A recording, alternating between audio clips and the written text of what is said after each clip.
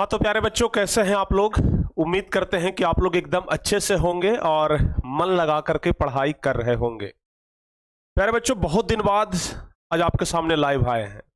बहुत दिन तो नहीं है, लेकिन ऐसा लग रहा है जैसे बहुत ज्यादा दिन हो गया हो। प्यारे बच्चों, लगभग एक सप्ताह से हम लाइव नहीं आ रहे थे। आपको पता है कि जब से दुर्गा पूजा का छुट्टी हुआ, अपना जब 1 मिलियन का परिवार हुआ था, उसके बाद से हम लाइव नहीं आ रहे थे। और प्यारे बच्चों, आज उसके बाद पहली बार लाइव आए हैं और आज हमें बहुत अच्छा लग रहा है लाइव आकर के। ऐसा लग रहा है मानो हम अपने घर में पुनः वापस आ गए हों। ऐसा लगता है ना जैसे अपना घर छोड़ करके कहीं चले गए और फिर से अपने घर में वापस आ गए। तो वही वाला फीलिंग ना अभी हमें आ रहा है कि भाई एक बार फिर से ना हम अपने घर में वापस आ गए हैं। ठीक है। और ऐसा नहीं है प्यारे बच्चों कि हम इतना दिन छुट्टी मना रहे थे और बहुत मौज मस्ती कर रहे थे। आप लोगों के लिए ही लगे हुए थे और आप लोगों के लिए बेहतर तैयारी के लिए लगे हुए थे। अगर दुर्गा पूजा बीच में नहीं आता तो शायद किताब में और ज्यादा डिले हो जाता, लेकिन अब प्यारे बच्चों किताब आपका बहुत जल्द आ जाएगा। लगभग अंतिम स्थिति में ही है, समझ गए ना। बहुत जल्द हम घोषणा करेंगे कि अभी इस दिन आपका बुक आ रहा है। ठीक है। चलिए प्यारे बच्चों, जल्दी जल्दी से आप लोग हमारे साथ जुड़ जाइए। एक बार क्लास को जल्दी से शेयर कर दीजिए और जो भी बच्चे अभी तक नहीं जुड़े हैं उनको जल्दी से जोड़ लीजिए। जल्दी से जल्दी उनको जोड़ने का प्रयास करिए, क्योंकि आज का क्लास प्यारे बच्चों बहुत ही बेहतरीन होने वाला है। ठीक है ना। बहुत ही बेहतरीन आज का ये क्लास होने वाला है। एक बार जल्दी से सारे बच्चे बता दीजिए, क्या ऑडियो क्वालिटी बिल्कुल अच्छा है ना? आवाज बिल्कुल क्लियर जा रहा है ना? एक दो बच्चे का कमेंट अभी हम देख रहे थे, सर साउंड प्रॉब्लम। अगर इस प्रकार का कोई दिक्कत है तो आप हमें जल्दी से बता दीजिए। ठीक है। हाँ, लेकिन हमें नहीं लगता है प्यारे बच्चों की किसी तरीके का कोई साउंड प्रॉब्लम होना चाहिए। और बच्चे लिख रहे हैं कि आई मिस यू सर। प्यारे बच्चों, बहुत ज्यादा आपको भी हम मिस कर रहे थे। ठीक है ना, बहुत ज्यादा मिस कर रहे थे। चलिए फाइनली आज प्यारे बच्चों हम लोगों का मिलन हो चुका है और आज हम प्यारे बच्चों बहुत ही बेहतरीन तरीके से एक नया चैप्टर का शुरुआत करने वाले हैं। लेकिन इस चैप्टर का हम शुरुआत करें इससे पहले बहुत कुछ सवाल आपके मन में है जिसका जवाब हम देना चाहेंगे। और प्यारे बच्चों, उन सवालों के साथ, उन सवालों के खत्म करने के बाद ही हम आज का ये चैप्टर शुरू करेंगे। सबसे पहला सवाल जो आपके मन में है यह कि सर जो नोट्स हमारा छूटा हुआ है सर वो कब मिलेगा। सबसे पहला आपके मन में सवाल यही ना है कि सर जो नोट्स हमारा छूटा हुआ है वो कब मिलेगा। मतलब जहां तक पढ़ाई हो गया है, जिस सब्जेक्ट का नोट्स बाकी है, जैसे फिजिक्स का कुछ चैप्टर का नोट्स बाकी है, 1-2 चैप्टर का, वो कब मिलेगा। प्यारे बच्चों, हम आपको एकदम आश्वस्त कर देना चाहते हैं, एकदम विश्वास के साथ कहना चाहते हैं कि वो टोटल नोट्स प्यारे बच्चों, टोटल नोट्स आपको 1 से 2 दिन में मिल जाएगा। ठीक है ना, 1 से 2 दिन में टोटल नोट्स मिल जाएगा। ठीक है, 1 से 2 दिन नोट्स के लिए काफी है। हम आपको पूरा नोट्स प्रोवाइड करवा देंगे, जहां तक भी पढ़ाया है ना वो टोटल नोट्स प्यारे बच्चों हम आपको बहुत जल्द प्रोवाइड करवा देंगे। सबसे पहली बात ये। दूसरी बात कि सर मैथ कब से होगा, तो प्यारे बच्चों मैथ आपका आज से ही होगा। ठीक है ना, जो भी आपका सांख्यिकी चैप्टर का ऑब्जेक्टिव क्वेश्चन वगैरह होना था ना वो सब प्यारे बच्चों आज से ही होगा। ठीक है, दूसरी बात। तीसरी बात प्यारे बच्चों, हम इसी वीक में, ठीक है ना, हम इसी वीक में घोषणा करने वाले हैं कि आपका किताब कब आ रहा है। ठीक है, आपका किताब कब आ रहा है, आपका क्रैश कोर्स का जो किताब है वो कब आ रहा है, हम प्यारे बच्चों इसी वीक में घोषणा करने वाले हैं। ठीक है, इसी सप्ताह में। तो इसके लिए आप लोग को बिल्कुल भी चिंता नहीं करना है। और बहुत सारे बच्चे तो ये बोल रहे थे कि सर क्या टॉपर बैच में अब नोट्स नहीं मिलेगा, क्या सर अब क्रैश कोर्स में नोट्स मिलेगा। तो प्यारे बच्चों हम आपको बता दें कि क्रैश कोर्स अलग तरीके से हम आपको पढ़ा रहे हैं इस बार। ठीक है ना, और दुर्गा पूजा के छुट्टी में ना इतना जबरदस्त तरीके से हम क्रैश कोर्स को डिजाइन किए हैं और इस तरीके से हम कंटेंट तैयार किए हैं ना, शायद प्यारे बच्चों हमें नहीं लगता है कि जो बच्चा क्रैश कोर्स में जुड़ा हुआ है उससे एक भी क्वेश्चन इस बार छूटने वाला है। ठीक है ना, जो बच्चा हमारा पूरा क्रैश कोर्स कर लेगा और जो बच्चा अगर जो बुक जो ला रहा है ना वो बुक का एक एक क्वेश्चन याद कर लेगा, तो फिर हम प्यारे बच्चों 100% गारंटी के साथ कहते हैं कि आप 100% नंबर लाने के प्रबल दावेदार भी हो जाएंगे। ठीक है, 100% नंबर लाने के प्रबल दावेदार हो जाएंगे। ठीक है ना, बस प्यारे बच्चों आपको सीखना होगा, समझना होगा, एक एक चीज को याद करना होगा। सिर्फ हम आपको दे देंगे, हम आपको पढ़ा देंगे, उससे कोई फायदा नहीं है। समझ गए ना, आपको प्यारे बच्चों मेहनत करना होगा टॉपर्स की तरह। समझ गए। और इन दिनों में हम ये गहन अध्ययन किए कि नहीं भाई बच्चों को किस तरीके से पढ़ाई होना चाहिए। ठीक है, ये हो गया सबसे मूल बात। और अब प्यारे बच्चों सबसे एक मुख्य सवाल आपके मन में है कि सर सिलेबस हमारा कब तक खत्म होगा। आपके मन में ना बहुत बड़ा सवाल है। कितने ऐसे बच्चे हैं जिनको मन में ये सवाल उठता रहता है कि सर सिलेबस कब तक खत्म होगा। प्यारे बच्चों, ये भी हम आपको 100% विश्वास के साथ कहना चाहते हैं कि इसी मंथ में आपका सिलेबस खत्म होगा, ठीक है ना। और हमारा पूरा प्रयास है कि 15 से 20 तारीख तक आपका पूरा सिलेबस खत्म हो जाए। बायोलॉजी का जो ये वाला चैप्टर जो आज हम अभी शुरू करने जा रहे हैं ना, ये वाला आनुवांशिकता एवं जैव विकास, लगभग हम इसे बायोलॉजी का लास्ट चैप्टर ही समझते हैं, लगभग, समझ गए। हालांकि इसके बाद एक चैप्टर और है पर्यावरण वाला, लेकिन वो बायोलॉजी से ज्यादा ताल्लुक नहीं रखता है और न ही वहां से ज्यादा सवाल पूछा जाता है। तो बायोलॉजी का जो मुख्य चैप्टर है प्यारे बच्चों, वो यहीं तक है, समझ गए। तो लगभग आपका बायोलॉजी भी इस चैप्टर के बाद खत्म ही हो जाएगा। हालांकि पर्यावरण चैप्टर को भी हम पढ़ा देंगे, बिल्कुल भी आप लोग चिंता मत करिएगा, लेकिन लगभग प्यारे बच्चों यही हो जाएगा। तो ये आपके जितने भी सारे सवाल है ना, जितने भी सारे सवाल हैं, तो वो सब प्यारे बच्चों सवाल का जवाब हम आज लेकर के आए हैं, ताकि आपके मन में एक भी सवाल न रह जाए, ठीक है ना। और उसके बाद सबसे आखिरी बात एक कहना चाहेंगे कि जो बच्चे अभी तक क्रैश कोर्स में नहीं जुड़े हैं, हालांकि अधिकांश बच्चे को हम देख रहे हैं कि क्रैश कोर्स में जुड़ ही चुके हैं, ठीक है ना, लगभग अधिकांश बच्चे जुड़ चुके हैं। लेकिन अभी भी जो बच्चे सोच रहे हैं कि कब जुड़े कि ना जुड़े, तो हम आपको बस यही कहना चाहते हैं, ठीक है ना। जो बच्चे धुक चुका रहे हैं ना कि जुड़े कि ना जुड़े, वैसे बच्चों को बस यही कहना चाहते हैं कि प्यारे बच्चों, जहां पर पढ़ाई का बात हो ना, जहां पर जिंदगी का बात हो, जहां पर कुछ सीखने का बात हो, जहां पर टॉपर्स बनने का बात हो, जहां पर माँ बाप के सपनों को पूरा करने का बात हो, वहां पर ना इतना ज्यादा नहीं सोचना चाहिए, समझ गए। और आपको पता है कि टारगेट बोर्ड एक ऐसी संस्था है जहां से ऑलरेडी टॉपर्स निकल चुके हैं, और जहां से ऑलरेडी सिर्फ बिहार टॉपर ही नहीं, बिहार के 3rd टॉपर, 9th टॉपर सब निकल चुके हैं।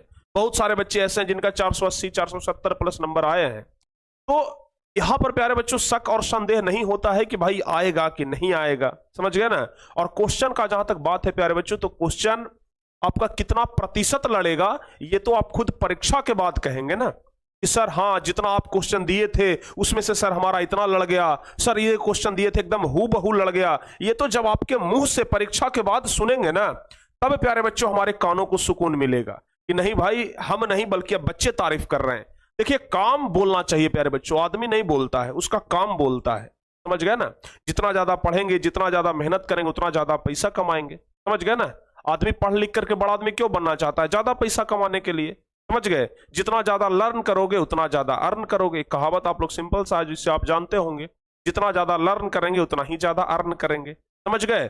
तो ये प्यारे बच्चों आप लोगों के जिंदगी का सबसे बड़ा परीक्षा होता है, मैट्रिक का परीक्षा, क्योंकि सबसे पहला बोर्ड एग्जाम होता है। और इसको बिल्कुल भी हल्के में, बिल्कुल भी अनसीरियसली नहीं लेना है, समझ गए, एकदम सीरियसली पढ़ना है। और अब तो भाई एग्जाम आपका नजदीक आ चुका है, समझ गए। तो अब प्यारे बच्चों एकदम जी जान लगा दीजिए, समझ गए ना, एकदम जी जान लगा दीजिए। और कम से कम आज से कसम खा लीजिए कि हमें 6-7 घंटा तो पढ़ना ही पढ़ना है, समझ गए ना, एकदम कसम खा लीजिए, समझ गए। और अब तो आपको शायद स्कूल भी जाना कोई जरूरी नहीं है। पहले तो ये जो नियम लग गया था ना कि नहीं भाई स्कूल में 75% हाजिरी जरूरी है, अब तो बोर्ड वालों को छूट भी दे दिया गया है।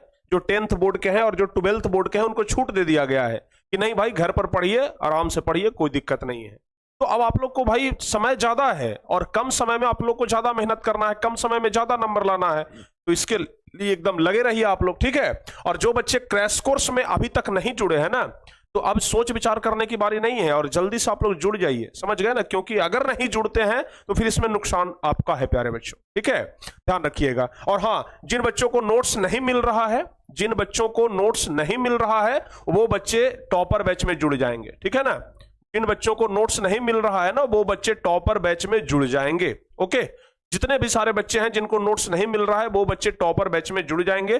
दुर्गा पूजा के में हम ऑफर भी निकाले थे प्यारे बच्चों, 499 कर दिए थे और उस ऑफर में बहुत सारे बच्चे जुड़े हैं। लेकिन हाँ, जो भी बच्चे अभी तक नहीं जुड़े हैं ना, जल्दी से आप लोग टॉपर बैच में जुड़ जाइए और साथ ही साथ क्रैश कोर्स में जुड़िए, ताकि पूरा 45 दिन में आपको वो तैयारी करवाएं जिस तैयारी का आपको खुद अनुमान नहीं हो, ठीक है ना।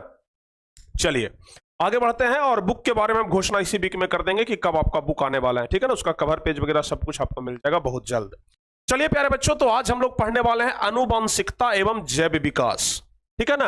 आनुवांशिक गुण के बारे में आप लोग जरूर सुने होंगे कभी ना कभी, आनुवांशिक गुण के बारे में आप लोग कभी ना कभी जरूर सुने होंगे। डीएनए के बारे में तो सुने ही होंगे, छोड़िए, डीएनए के बारे में सुने हैं ना, डीएनए के बारे में सुने हैं ना, गुणसूत्र के बारे में तो सुने होंगे, क्रोमोसोम के बारे में तो सुने होंगे। बस उन्हीं सब चीजों को मिला करके प्यारे बच्चों एक चैप्टर बनाया गया है जिसका नाम है आनुवांशिकता एवं जैव प्रक्रम। ठीक है, इस चैप्टर में प्यारे बच्चों हमें क्या क्या पढ़ना है, सबसे पहले हम इस बात पर चर्चा कर लेते हैं कि आखिर हमें इस चैप्टर में पढ़ना क्या क्या है। तो ध्यान रखिएगा, अगर आपको हम इस चैप्टर के बारे में बताएं तो सबसे पहला प्यारे बच्चों, तो चूंकि आनुवांशिकता इस चैप्टर का नाम है तो हमें आनुवांशिकता के बारे में ही पढ़ना होगा। ठीक है ना, आनुवांशिकता के बारे में ही प्यारे बच्चों सबसे पहले हम लोगों को पढ़ना है। ठीक है, आनुवांशिकता के बारे में सबसे पहले हमें इस चैप्टर में पढ़ना है। उसके बाद प्यारे बच्चों जो मुख्य चीज है ना इस चैप्टर में, वो है प्यारे बच्चों विभिन्नता। ठीक है, वो क्या है, विभिन्नता एवं इसके प्रकार, विभिन्नता एवं इसके प्रकार, विभिन्नता एवं इसके प्रकार, इसके बारे में प्यारे बच्चों पढ़ना है। और ये विभिन्नता ना इस चैप्टर का सबसे सुपर हॉट टॉपिक है। ठीक है, जिसके बारे में जानना बहुत ही ज्यादा जरूरी है। तो विभिन्नता एवं इसके प्रकार के बारे में जानेंगे। और उसके बाद प्यारे बच्चों आप लोग अक्सर आप लोग सुनते होंगे मेंडल के प्रयोग, सुनते हैं ना, मेंडल के प्रयोग के बारे में प्यारे बच्चों आप लोग सुने होंगे। तो इसके बाद ना हम लोग मेंडल का प्रयोग जो कि आज ही हम लोग पढ़ लेंगे, समझ गए, मेंडल का प्रयोग हम लोग पढ़ेंगे। मेंडल किस तरीके से प्रयोग किए, मेंडल के बारे में कहानी बड़ा रोचक है, समझ गए ना, बहुत रोचक कहानी है। तो आपको बताएंगे तो बहुत अच्छा लगेगा पढ़ करके। और उसके बाद प्यारे बच्चों इस चैप्टर में हम लोगों को पढ़ना है लिंग निर्धारण के बारे में। इसके बारे में, लिंग निर्धारण के बारे में, हालांकि लिंग निर्धारण के बारे में हम आपको जनन चैप्टर में भी थोड़ा बहुत पढ़ाया, थोड़ा बहुत का पूरा ही पढ़ा दिए थे, लेकिन यहां पर भी प्यारे बच्चों हम लोग लिंग निर्धारण के बारे में पढ़ने वाले हैं। ठीक है, चलिए एक बार क्लास को आप लोग जोर से जरा शेयर कर दीजिए, पूरा दम लगा करके शेयर कर दीजिए। ठीक है ना, जितने भी सारे बच्चे हैं जो अभी तक लाइक नहीं किए हैं, बहुत सारे बच्चे तो अभी तक क्लास को लाइक नहीं किए हैं, भाई ये अच्छी बात नहीं है। तो जल्दी से ना प्यारे बच्चों आप लोग क्लास को एक बार लाइक करिए, और जो बच्चे शेयर नहीं किए हैं ना जल्दी से एक बार शेयर कर दीजिए। लगभग 2500 बच्चे जुड़ने वाले हैं, और वो 2500 चाहे तो एक एक शेयर जरूर कर सकते हैं, और अगर एक एक शेयर करेंगे तो 2500 बच्चे और जुड़ सकते हैं। ठीक है, तो जल्दी से एक बार क्लास को आप लोग शेयर और लाइक करिए। तो अपने जितने भी सारे व्हाट्सएप ग्रुप आपके पास हैं उन सभी में शेयर कर दीजिए, और जो बच्चे अभी तक क्लास को लाइक नहीं किए हैं एक बार जल्दी से क्लास को लाइक करिए। ओके, तो लिंग निर्धारण के बाद प्यारे बच्चों हम लोगों को पढ़ना है, ध्यान रखिएगा, हम लोगों को पढ़ना है जैव विकास के बारे में। ठीक है ना, जैव विकास के बारे में कि किस तरीके से प्यारे बच्चों जीव विकास किया। आपको पता होगा आदमी जो आज देख रहे हैं ना, जैसे हम लोग अभी आदमी है ना, लेकिन अगर कई हजार साल पहले, कई लाख साल पहले चले जाएं तो हम लोग ना चिंपैंजी हुआ करते थे, बंदर हुआ करते थे। आपको इतना तो पता होगा ना कि बंदर धीरे धीरे मनुष्य का रूप ले लिया। ठीक है ना, अगर हम लोग बहुत समय पहले चले जाएं, आदि मानव से भी पहले चले जाएं, तो हम लोग बंदर हुआ करते थे। ठीक है ना, और बंदर धीरे धीरे धीरे धीरे धीरे धीरे करके मनुष्य का रूप ले लिया। तब ना देखते हैं कि बंदर और आदमी में बहुत कुछ समानता मिलता जुलता है। चिंपैंजी के बारे में आप लोग सुने होंगे। तो ये जैव विकास, चिंपैंजी से आदमी कैसे बन गया, इसके बारे में प्यारे बच्चों हम लोग सुनेंगे, समझ गए ना, इसके बारे में हम लोग समझेंगे। जहां तक विभिन्नता का बात है, आप लोग सुने होंगे प्यारे बच्चों, अक्सर आप लोग सुनते होंगे कि किसी का अगर छोटा सा बेटा रहता है, किसी की छोटी सी बेटी रहती है, तो बोलते हैं ना, लोग बोलते हैं कि इसका चेहरा मम्मी के जैसा मिलता है, इसका चेहरा पापा के जैसा मिलता है। अरे इसका चेहरा तो ना मम्मी पर जाता है ना पापा पर, इसका चेहरा तो दादाजी पर जाता है भाई, इसका चेहरा चाचा जी पर जाता है, होता है ना। तो ये जो चाचा जी पर, दादाजी पर और भी ये सब जो होता है ना प्यारे बच्चों, ये सब कैसे होता है, ये सब हम आपको विभिन्नता में पढ़ाएंगे, समझ गए, आनुवांशिकता में पढ़ाएंगे। देखते होंगे किसी का बेटा लंबा, अगर किसी का बाप लंबा है तो उसका बेटा भी लंबा, अगर किसी की मां लंबी है तो उसका बेटी भी लंबी। इस तरीके से जो घटना होता है वो हम लोग आनुवांशिकता में पढ़ेंगे। ठीक है, बेटा बेटी कैसे होता है, लिंग निर्धारण के बारे में तो हालांकि हम आपको पढ़ा ही चुके थे। ठीक है ना, तो ये सब कुछ प्यारे बच्चों हम आपको बताएंगे। ये 5 टॉपिक हम आपको अभी बता दिए, और भी बहुत सारे टॉपिक, जैसे हमको आनुवांशिक गुण के बारे में पढ़ना है प्यारे बच्चों। ठीक है ना, इस चैप्टर में हमें आनुवांशिक गुण के बारे में पढ़ना है, जो कि सबसे ज्यादा महत्वपूर्ण टॉपिक है, आनुवांशिक गुण के बारे में पढ़ना है। ठीक है, अब प्यारे बच्चों आनुवांशिक गुण के बाद फिर आपको पढ़ना है, आनुवांशिक गुण के बाद पढ़ना है पृथ्वी पर जीवों की उत्पत्ति। ठीक है ना, पृथ्वी पर आखिर जीवों की उत्पत्ति कैसे हुई, इसके बारे में पढ़ना है।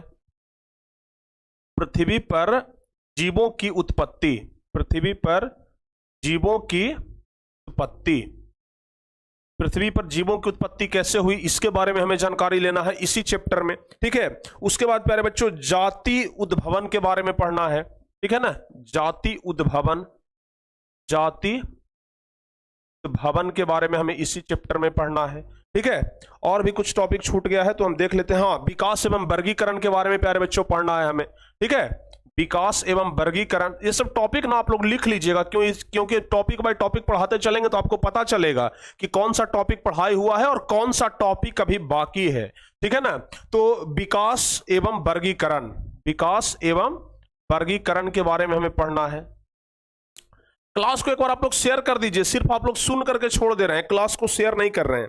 ठीक है ना, उसके बाद प्यारे बच्चों हमें पढ़ना है कि जीवों में विकास संबंधी खोज, आदि मानव कैसे कैसे भाई विकास किए, तो विकास संबंधी खोज के बारे में हमें पढ़ना है। ठीक है, विकास संबंधी खोज, विकास संबंधी खोज के बारे में हमें इसी चैप्टर में पढ़ना है। उसके बाद प्यारे बच्चों तुलनात्मक संरचना, ठीक है ना, तुलनात्मक संरचना के बारे में पढ़ना है, तुलनात्मक संरचना के बारे में पढ़ना है। ये बायोलॉजी का लगभग लास्ट चैप्टर है प्यारे बच्चों, इसलिए ना आप लोग इस चैप्टर को पूरा एकदम अच्छे तरीके से पढ़ लीजिएगा। ठीक है ना, चलिए यही, उसके बाद मानव प्रवर्जन के बारे में पढ़ना है। ठीक है, मानव प्रवर्जन। चलिए, तो इन सब टॉपिक के बारे में प्यारे बच्चों हमें इस चैप्टर में पढ़ना है। ठीक है ना, हम लोग चलते हैं सबसे पहले नंबर टॉपिक से, यहां से पढ़ना शुरू करेंगे हम लोग आनुवंशिकता से। ठीक है, चूंकि चैप्टर का नाम प्यारे बच्चों है आनुवंशिकता, आनुवंशिकता एवं जैव विकास, यानी कि आनुवंशिकता क्या है और जैव विकास क्या है, इसके बारे में हमें पढ़ना है। ठीक है, याद रहेगा ना, जल्दी से बताइए कि हाँ सर। चलिए बहुत बढ़िया, तो चलिए प्यारे बच्चों हमें पढ़ना है किसके बारे में, आनुवंशिकता के बारे में। तो सबसे पहले हम लोग ये जानते हैं कि आनुवंशिकता होता क्या है। ठीक है ना, जैसे प्यारे बच्चों सबसे पहले हम ये बात कर लेते हैं, देखिए हम लोग बायोलॉजी में पढ़ रहे हैं आनुवंशिकता, अभी हम लोग 10th क्लास में हैं, इसलिए आनुवंशिकता बस एक छोटा सा प्यारे बच्चों चैप्टर है, समझ गए ना, आनुवंशिकता बस एक छोटा सा चैप्टर के रूप में हमें पढ़ना है। लेकिन हम आपको बता दें कि आनुवंशिकता जो है प्यारे बच्चों एक बड़ा ग्रंथ है, बायोलॉजी का एक अलग पार्ट ही है प्यारे बच्चों। ठीक है ना, और आपको पता होना चाहिए आनुवंशिकता के बारे में अध्ययन बायोलॉजी के जिस खंड में किया जाता है, जिस शाखा में, बायोलॉजी के जिस शाखा में आनुवंशिकता का अध्ययन किया जाता है उसे क्या कहते हैं, किसी बच्चे को पता हो तो बता दीजिए जल्दी से। बायोलॉजी के जिस शाखा में, जीव विज्ञान के जिस शाखा में आनुवंशिक के बारे में, आनुवंशिक गुण के बारे में अध्ययन किया जाता है उसे प्यारे बच्चों हम कहते हैं आनुवंशिकी। क्या कहा जाता है, आनुवंशिकी कहा जाता है, या फिर इसको अंग्रेजी में क्या कहते हैं बताइए, अंग्रेजी में प्यारे बच्चों इसे जीनेटिक्स कहा जाता है। ठीक है ना, क्या कहा जाता है, जीनेटिक्स, जीनेटिक्स, जीनेटिक्स। ठीक है, ध्यान रखिएगा। ठीक है ना, जीनेटिक्स नहीं, जीनेटिक्स नहीं होता है, जेनेटिक्स होता है। क्या होता है, जेनेटिक्स। ठीक है, जेनेटिक्स, यानी कि प्यारे बच्चों अगर आप, जैसे आप लोग देखिए अगर पौधे के बारे में पढ़ते होंगे तो कहते हैं ना कि पौधे के बारे में हमें वनस्पति विज्ञान में पढ़ना है, जीव जंतु के बारे में पढ़ना है तो जीव विज्ञान में पढ़ना है। उसी तरीके से आनुवंशिकी के बारे में हमको जेनेटिक्स में यानी कि आनुवंशिकी में पढ़ना होता है। ठीक है, चलिए एक छोटा सा क्वेश्चन प्यारे बच्चों आपसे और पूछते हैं, देखते हैं कितने बच्चे जवाब दे पाते हैं। आनुवंशिकी का पिता किसे कहा जाता है, फादर ऑफ जेनेटिक्स, बताइए किसी बच्चे को पता है, फादर ऑफ जेनेटिक्स किसे कहा जाता है, फादर ऑफ जेनेटिक्स, आनुवंशिकी का पिता, आनुवंशिकी का पिता किसे कहा जाता है, बताइए तो, आनुवंशिकी का पिता किसे कहा जाता है। पिता कहने का मतलब जनक होता है प्यारे बच्चों, यानी कि जिसका उत्पत्ति, जो उत्पत्ति करने वाला है। ठीक है ना, जैसे हमारा उत्पत्ति करने वाले हमारे पिता हैं तो हम कहते हैं कि हमारे जनक हैं। उसी तरीके से आनुवंशिक के बारे में कौन बताए थे सबसे पहले, और इसका जवाब होगा मेंडल, मेंडल। चलिए बहुत बढ़िया, ठीक है ना, मेंडल। चलिए प्यारे बच्चों अगर आप लोग मेंडल मेंडल कर रहे हैं तो एक क्वेश्चन और आपसे पूछ लेते हैं कि बताइए मेंडल का पूरा नाम क्या है भाई, मेंडल का पूरा नाम क्या है। तो अगर आपको पता हो तो आप जरूर बताइएगा कि सर मेंडल का पूरा नाम क्या है, जल्दी से बताइए। मेंडल का पूरा नाम है ग्रेगर जॉन मेंडल। ठीक है ना, ग्रेगर जॉन मेंडल। हालांकि इनके बारे में प्यारे बच्चों आगे हम लोग चर्चा करेंगे, फिलहाल यहां पर बस हम आपसे एक छोटा सा क्वेश्चन पूछ लिए। ठीक है, यहां तक याद रहेगा ना, आनुवंशिकी का पिता ग्रेगर जॉन मेंडल को कहा जाता है। चलिए प्यारे बच्चों, हम लोग समझते हैं कि आनुवंशिकी है क्या। ठीक है ना, चूंकि चैप्टर का नाम क्या है, चैप्टर का नाम है आनुवंशिकता एवं जैव विकास। जैव विकास तो हम लोग पढ़ेंगे भाई अगली क्लास में, क्योंकि एक ही क्लास में ये चैप्टर खत्म होने वाला नहीं है। तो जैव विकास हम लोग पढ़ेंगे अगली क्लास में। फिलहाल हम लोग आज पढ़ते हैं प्यारे बच्चों आनुवंशिकता के बारे में। ठीक है ना, आनुवंशिकता के बारे में। देखिए, पिछला जो चैप्टर था प्यारे बच्चों हम लोगों का था वो क्या, जनन। पिछला चैप्टर क्या था, जनन। और जनन चैप्टर में हम बस इतना पढ़े थे कि किस तरीके से अपने समान संतान का उत्पत्ति किया जाता है। ठीक है ना, पिछले क्लास में हम लोग यही पढ़े थे ना। देखिए, हम एकदम आराम से पढ़ा रहे हैं, एकदम गहराई में जाकर के पढ़ा रहे हैं, एकदम बारीकी से पढ़ा रहे हैं। अगर आप अपना ध्यान यहां पर रखेंगे बाबू, तो एकदम 100% आपके दिमाग में डाटा स्टोर करवा देंगे हम। अगर दिमाग यहां पर नहीं रखेंगे, अगर आपका सिर्फ शरीर यहां पर है, सिर्फ कमेंट बॉक्स में आप दिखाई दे रहे हैं, तो फिर प्यारे बच्चों आपको समझ में आने वाला नहीं है। समझ गए ना, ध्यान रखिएगा। और अब आप अगर खिलवाड़ कर रहे हैं तो यह भी समझ लीजिए कि आप एक अच्छे विद्यार्थी नहीं हैं और आप विद्यार्थी बनने लायक भी कोशिश नहीं कर रहे हैं। ठीक है ना, सीधा सीधा मतलब हमारा यही है। अगर आप चाहते हैं कि नहीं भाई हम एक बेहतरीन रिजल्ट के साथ मैट्रिक परीक्षा में पास करें, तो इसके लिए आपको एकदम तैयार रहना होगा। ठीक है ना, युद्ध स्तर पर जिसको कहते हैं कि तैयारी कर रहे हैं। ठीक है, ध्यान रखिएगा इस बात को। प्यारे बच्चों, जनन चैप्टर में हम आपको पढ़ाए थे कि अपने जैसे समान संतति यानी कि समान संतान की उत्पत्ति कैसे की जाती है। अपने जैसे समान संतान की उत्पत्ति तो कर लेते हैं। ठीक है, जैसे एक मानव है, एक व्यक्ति है, वो अपने जैसे समान संतान की उत्पत्ति करता है, जैसे मानव की उत्पत्ति करता है। एक कुत्ता है तो अपने जैसे समान संतान की उत्पत्ति कर लेता है। ठीक है ना, ये तो हो गया जीव जंतु की बात भाई। बिल्ली अपने जैसे समान संतान की उत्पत्ति करती है तो बिल्ली ही पैदा करती है। उसी तरीके से पेड़ पौधे भी होते हैं। जैसे अगर प्यारे बच्चों हम लोग खेत में गेहूं बोते हैं तो गेहूं ही न उपजता है कि धान उपज जाता है, बताइए। अगर हम लोग खेत में गेहूं बोएंगे तो गेहूं उपजेगा, सरसों बोएंगे तो सरसों उपजेगा, मटर बोएंगे तो मटर उपजेगा। समझ गए, लेकिन उपज तो जाता है, लेकिन प्यारे बच्चों सबका गुण अलग अलग होता है। ठीक है ना, सबका गुण अलग अलग होता है। ठीक है, जैसे अब प्यारे बच्चों जनन में तो सिर्फ क्या अपने जैसे समान संतान की उत्पत्ति हुआ, लेकिन जो संतान है ना उसमें सब में गुण अलग अलग होता है। जैसे कि एग्जाम्पल के लिए हम आपको बताते हैं प्यारे बच्चों, जरा ध्यान से समझिएगा। एक एग्जाम्पल ये है कि मान लिया जाए कि एक आदमी है, ठीक है ना, उसका बाल घुंघरेला है। समझ रहे हैं बात को ना, एक आदमी है उसका बाल कैसा है जी, घुंघरेला है। अब उसका बेटा जो उत्पन्न होगा, बेटा को जो वो पैदा करेगा, क्या यह जरूरी है कि उसके बेटा का भी बाल घुंघरेला हो? हाँ या ना, सिर्फ आपको बताना है। क्या यह जरूरी है कि जो उसका बेटा पैदा लेगा उसका भी बाल घुंघरेला होगा? किसी किसी का आंख देखते होंगे कि ब्लू कलर का होता है, किसी का ग्रीन कलर का होता है। ठीक है ना, तो क्या यह जरूरी है कि उसका जो संतान होगा उसका भी आंख उसी तरीके का होगा? अगर कोई व्यक्ति गोरा है तो इसका क्या यह जरूरी है कि उस व्यक्ति का जो संतान होगा वो भी गोरा होगा? बताइए। अगर कोई व्यक्ति लंबा है तो क्या यह जरूरी है कि उसका संतान भी लंबा होगा?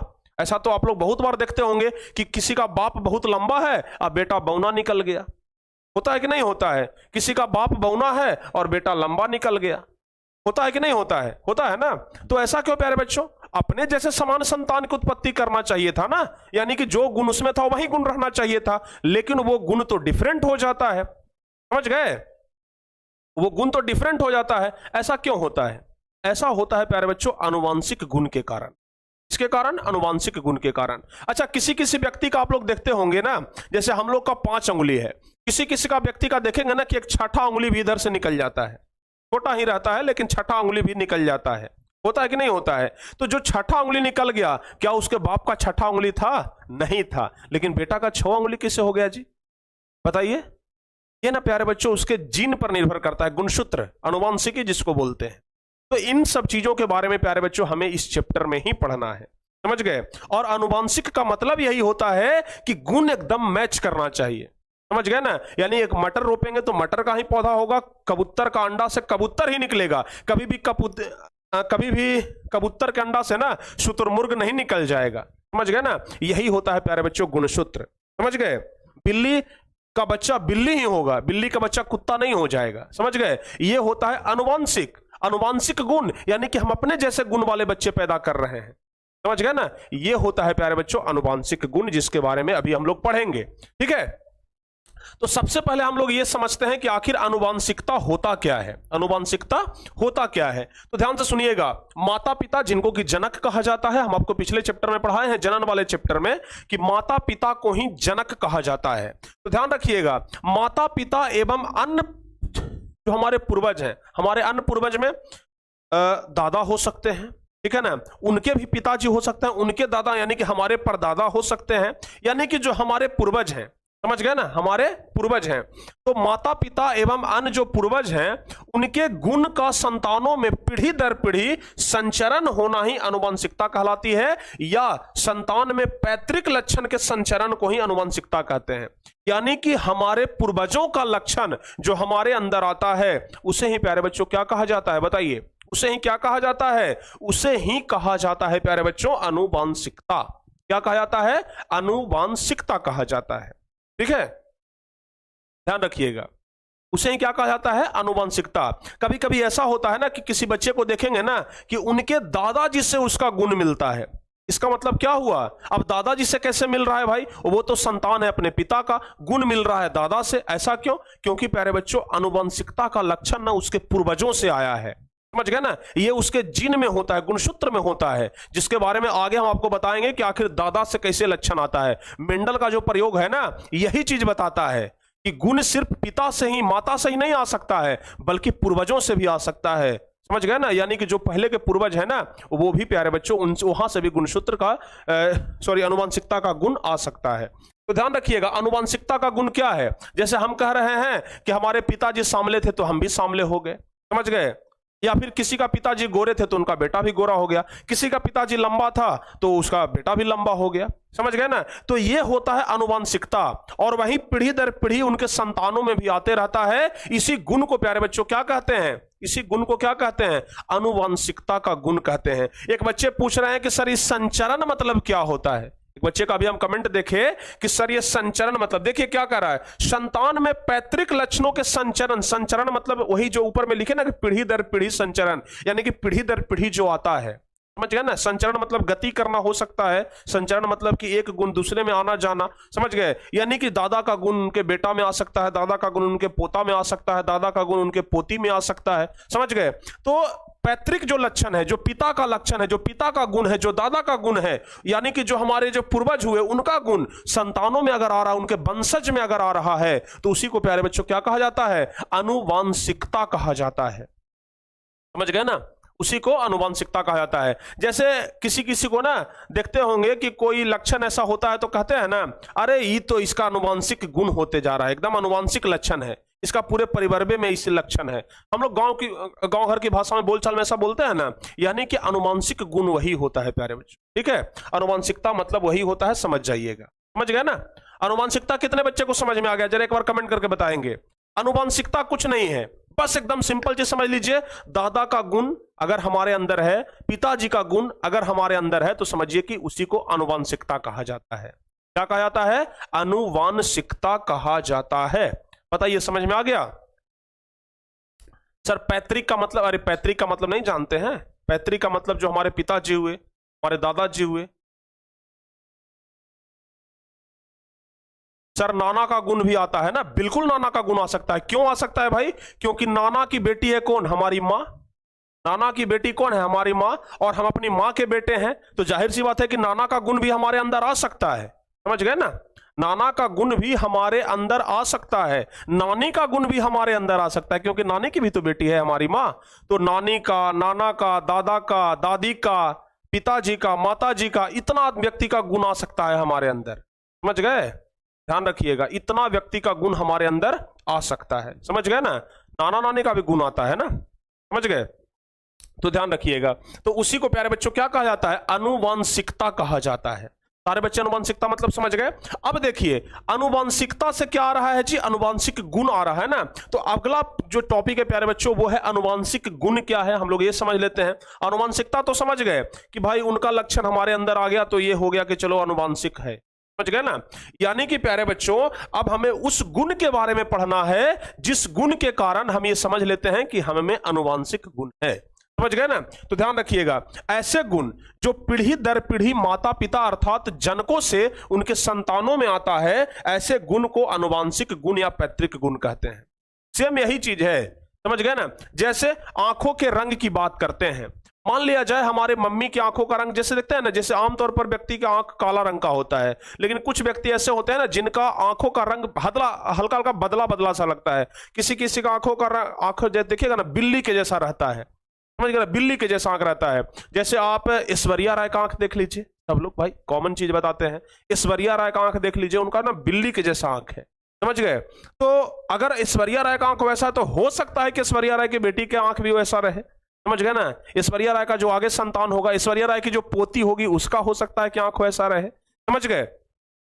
तो आंखों का रंग, समझ गए ना। उसके अलावा प्यारे बच्चों लंबाई, लंबाई की अगर बात करते हैं, हो सकता है कि अगर हमारे पिताजी लंबे हैं तो हम लंबे हो सकता है कि हमारे माताजी नाटी हो तो हो सकता है कि हम नाटे हो जाएं, क्योंकि माताजी का गुण आ जाएगा, समझ गए ना।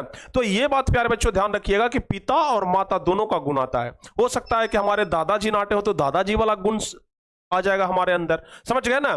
तो ये प्यारे बच्चों ध्यान रखिएगा, आंखों का रंग हो गया, लंबाई हो गया, बालों का स्वरूप, बालों का स्वरूप किसी किसी का बाल देखिएगा ना, हम तो अधिकतर देखे हैं, हमारे स्कूल में एक बायोलॉजी के टीचर थे, उनका बाल एकदम घुंघरेला था, मलिंगा के जैसा, मलिंगा जो कि श्रीलंका का ना गंदबाज है मलिंगा, तो मलिंगा के जैसा प्यारे बच्चों एकदम घुंघरेला बाल था, और उनके बेटा का भी बाल एकदम उससे भी ज्यादा घुंघरेला निकल गया, समझ गए। तो ये बालों का भी जो बनावट है ना, बालों का भी जो स्वरूप है ना, ये प्यारे बच्चों जेनेटिक्स पर ही निर्भर करता है, यानी कि आनुवांशिक गुण पर ही आता है, समझ गए, आनुवांशिक गुण पर आता है। कभी कभी तो आप ये भी देखेंगे ना, किसी किसी के परिवार में आनुवांशिक गुण होता है बाल झड़ना, समझ गए। दादाजी भी बाल, मतलब दादाजी का भी बाल झड़ा तो पिताजी का भी बाल झड़ गया, अब उनके संतान का भी बाल झड़ रहा है, तो ये जेनेटिक्स होता है, इसको रोक नहीं सकते हैं आप, समझ गए ना। बाल झड़ रहा है, इसको आप रोक नहीं सकते हैं। बाल झड़ने से रोकने के लिए ना दुनिया के महान महान वैज्ञानिक अपना पूरा तरकीब निकाल लिया, लेकिन बाल झड़ना रुक नहीं पाया है आज तक, समझ गए ना। जिनका झड़ना है उनका झड़ेगा, समझ गए, ये बात ना ध्यान रखिएगा। चलिए सारे बच्चे यहां तक समझ गए ना, ओके। तो ये प्यारे बच्चों आनुवांशिकता मतलब समझ गए, और आनुवांशिक गुण मतलब समझ गए। पैतृक गुण यानी कि हमारे जो पूर्वज हुए, पिताजी, दादाजी, नानाजी, उनका जो गुण हमारे अंदर आ रहा है ना, वही गुण प्यारे बच्चों आनुवांशिक गुण कहलाता है। वही गुण क्या कहलाता है? आनुवांशिक गुण कहलाता है, समझ गए। हाँ, अरे भाई पिंपल कोई आनुवांशिक गुण नहीं है। एक बच्चे बोल रहे हैं कि सर पिंपल भी आनुवांशिक गुण है, बिल्कुल भी पिंपल आनुवांशिक गुण नहीं है, समझ गए ना। देखिए पिंपल निकलने का सबसे बड़ा कारण क्या है, हम आपको बताते हैं। बहुत सारे बच्चे होते हैं, लड़के या लड़कियां, जिनके गाल पर ना पिंपल निकल जाता है, समझ गए। तो पिंपल निकलने का ना सबसे बड़ा कारण होता है, अगर आप केमिकल युक्त प्रोडक्ट ज्यादा यूज कर रहे हैं, अगर कोई क्रीम वगैरह लगा रहे हैं तो ये पिंपल का कारण बन सकता है। या फिर एक उम्र ऐसा होता है ना, जैसे 14, 15, 16, 17, 18 साल का जो उम्र होता है ना प्यारे बच्चों, उस उम्र में कुछ लोगों को पिंपल निकल जाता है, समझ गए। हालांकि ठीक भी हो जाता है, समझ गए ना। अगर हम अपनी बात करें तो भाई पिंपल के कारण हम बहुत ज्यादा परेशान हुए, समझ गए, बहुत ज्यादा। बड़े बड़े डॉक्टर को हम दिखा लिए, पिंपल ठीक नहीं हुआ। और पता है कैसे ठीक हो गया? एक छोटे से डॉक्टर का 60 रुपया का क्रीम प्यारे बच्चों वो दिया हमें, और वो पिंपल ठीक हो गया। मात्र 60 रुपया का क्रीम, समझ गए, और वो ना ठीक हो गया पिंपल, समझ गए। और जानते हो 2-2 हजार फीस जमा करके ना बड़े बड़े चर्म रोग विशेषज्ञ के पास गए थे, समझ गए, लेकिन वो हमारा पिंपल ठीक नहीं कर पाया था। बड़ा महंगा महंगा दवाई देता था, विश्वास रहता था कि अब ठीक हो जाएगा, लेकिन ठीक नहीं होता था। एक और जिसको आप झोला छाप डॉक्टर कहते हैं ना, गांव घर में जो रहते हैं, वैसे एक डॉक्टर ना हमें आए, सजेस्ट किए कि भाई ये दवाई लगाओ, और वो ठीक हो गया, समझ गए। तो समझिए कि कभी कभी ना बड़ा बड़ा जो लोग काम नहीं करते हैं, वो छोटा मोटा लोग काम कर देते हैं, समझ गए। तो ये कोई जरूरी नहीं है। और हम जानते हैं कि बहुत सारे बच्चे अब यहाँ पर पूछेंगे कि सर वो कौन सा क्रीम था, ठीक है। बहुत सारे बच्चे अभी पूछेंगे कि सर वो कौन सा क्रीम था, सर क्रीम का नाम बताइए। देखिए प्यारे बच्चों ना, हम आपको क्रीम का नाम बता देते हैं। टाइसिन क्रीम था, ठीक है, क्रीम का नाम था टाइसिन, TICIN, टाइसिन क्रीम था। अब ऐसा मत सोच लीजिएगा कि हम ये क्रीम का कोई प्रमोशन कर रहे हैं, बस ऐसे ही पढ़ाई के बीच में चर्चा आ गया इसलिए हम आपको बता दिए। टाइसन क्रीम था जी, और दिखाते हैं, प्रयास करते हैं दिखाने का। अगर आप लोग को भाई अगर ठीक हो जाए तो भाई, जिनको प्रॉब्लम है अगर ठीक हो जाए तो अच्छी बात है। टाइसन क्रीम दिखाते हैं आपको, अगर हाँ ये वाला प्यारे बच्चों, यही वाला क्रीम से ना हमारा पिंपल पूरा ठीक हो गया था। देखिए ये वाला है, ये वाला पिंपल हम लगाए थे ना, 60 रुपए का मात्र क्रीम उस समय आता था। आज से 3-4-5 साल पहले, 5-6 साल पहले की हम बात कर रहे हैं, ठीक है ना। ये वाला क्रीम से प्यारे बच्चों हमारा पिंपल ठीक हो गया था, मात्र 60 रुपए का आता था, समझ गए। और बड़ा बड़ा डॉक्टर जो हजारों हजार का दवाई देते थे ना, उससे ठीक नहीं होता था। और एक छोटे से डॉक्टर साहब बोले कि अरे भाई ये वाला क्रीम लगाइए ना, देखिए लगा करके। और एक विटामिन ई का शायद गोली दिए थे हमें, विटामिन ई का शायद टैबलेट दिए थे, हमें बहुत अच्छे से याद नहीं है कि कौन सा टैबलेट था प्यारे बच्चों, लेकिन क्रीम यही वाला था, हमें बहुत अच्छे से पता है, समझ गए। तो अगर आप की तरफ मिले तो यूज करके देखिएगा। हम गारंटी तो नहीं लेते हैं भाई, लेकिन हमारा ठीक हुआ है इसलिए हम आपको बता रहे हैं। चलिए आगे बढ़ते हैं। तो ये प्यारे बच्चों पिंपल कोई ना जेनेटिक्स गुण नहीं है, समझ गए ना, ध्यान रखिएगा इस बात को। चलिए अब प्यारे बच्चों हम आपको बात बताते हैं आगे कि अनुवांशिक गुण जब पता हो गया, अनुवांशिकता जब पता हो गया, तो अब ना आगे हमें मुख्य रूप से पढ़ना है अनुवांशिकी के बारे में, समझ गए। अभी हम आपको बताए भी प्यारे बच्चों कि अनुवांशिकी या फिर जीनेटिक्स क्या है।